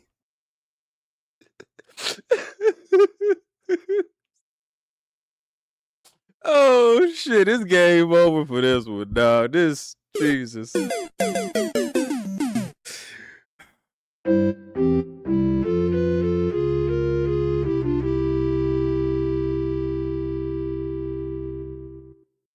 We gonna finish this one though. Don't worry about it, Thurgood. It's Thurgood. And it doesn't need to be corrected or fixed. See, don't you see? Don't you listen to the hardcore rock music that white people listen to? They've got the same problem. And then they dismiss. And perhaps it's because we don't understand data, we don't understand math. Maybe we've been so poorly educated, we don't know that 2 + 2 = 4. We don't understand per capita. We don't understand that, like, no, you're far more on a percentage basis based on the data. You're far more to be hurt. I'll admit, that joke was in poor taste. I'm sorry, y'all. Come on now, dog. Come on, man. But all good jokes contain truth. You know what I'm saying? Like, y'all love to try to just put off violence on us like that, like we're just inherently violent. And I hate it when it's someone who looks like you that's doing it. Not someone who looks like Thurgood, but someone with black skin. You know what I'm saying? You reserve the right to look like Thurgood. I get you. That's just a fact. People are literally begging, praying that one of these white kids killed this black boy. And they can't wait. They're sitting around dreaming of the tweets that they're going to send to me and you and anybody else that was like, hey, man, let's just wait on the facts. Let's wait on the autopsy.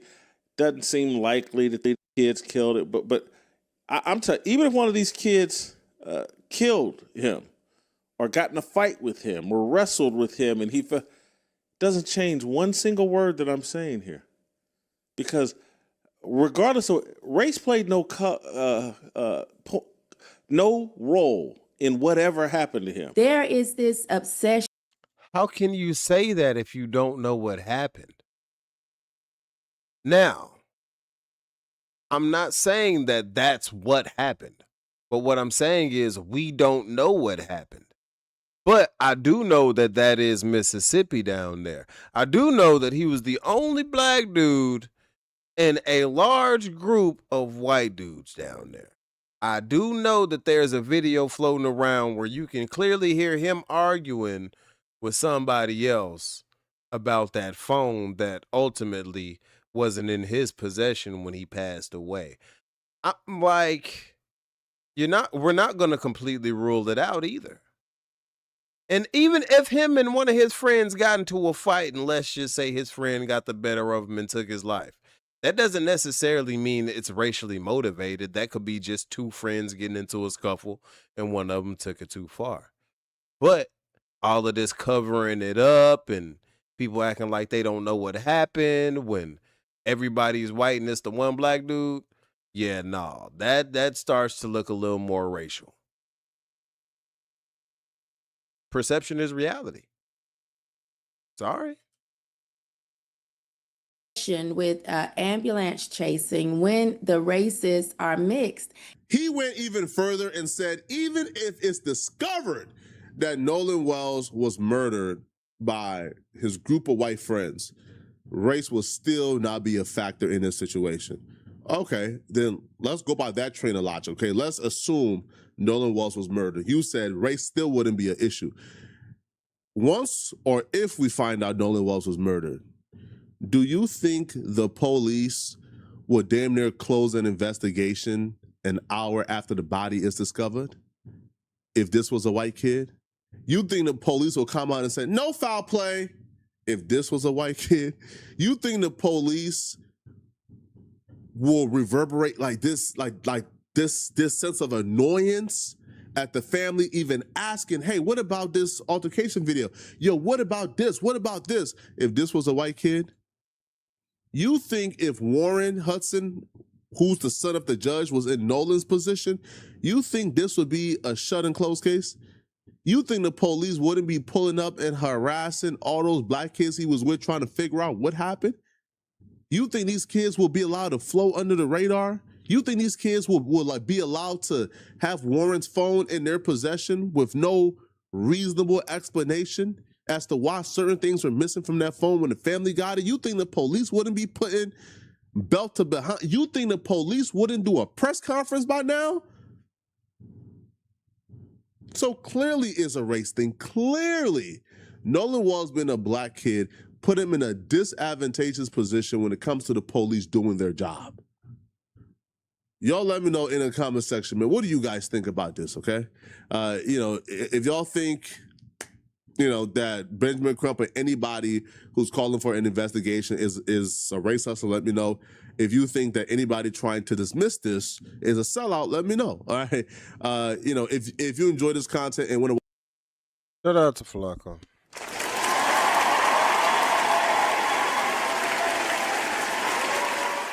And yes, I do think getting Al Sharpton to be a part of this was a bad move because I do believe that Al Sharpton is a race hustler. And I think in a situation like this, you don't need a race hustler around you when the case can actually be racial, because it could lessen the credibility, or not. Well, yeah, more or less. Hold on. Always ninja be calling me while I'm live streaming. Nigga, don't be calling me while I'm live streaming, man. I'm out here doing my thug dizzy, man. You understands me? I'm gonna hit the homie back. But yeah, gang, y'all let me know how y'all feel about that one down in the comment section, man.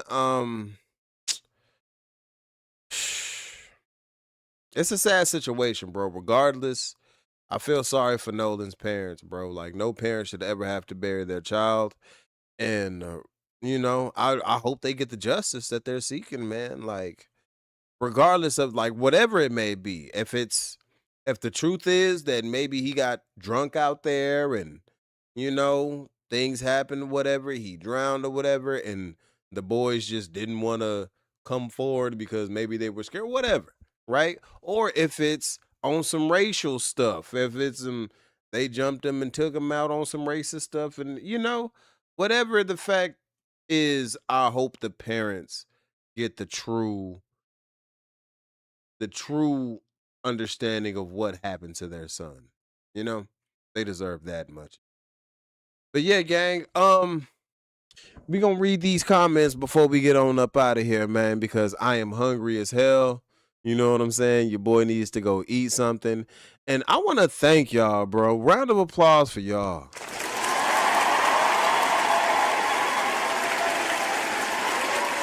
Because this live is almost 3 hours long, and it's just been flying by, y'all. Like, legitly, you know what I'm saying? Y'all make it easy. My people have been interacting in the chat, giving good feedback, good vibes and stuff, man. And I'm really appreciative of that, man. Like, a lot of people be talking down, bro, about, like, they don't appreciate the value of one viewer. You know what I'm saying? Like, right now on my end, and it's hard to gauge how many viewers I have in the chat at any given time, because my chat will tell me like 3 people, but then I'll have like 11 likes on the video right now type stuff, right? But like right now it's telling me I got 9 people in here. Now imagine if I put all 9 of y'all in my living room right now trying to entertain y'all. Like, you know what I'm saying? 9 people is a lot of fucking people. And I appreciate y'all being here, gang. You dig? Like, we doing it up. You know what I'm saying? And shout out to you, Pookie Nose. You know what I'm saying? You been up in here rocking, you dig? My boy JD Informant. My homie Ashkin is in here. Shout out to you, gang. Shout out to you. Round of applause for you.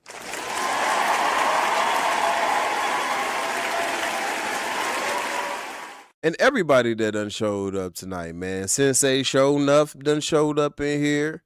You dig? I don't play no games, ho.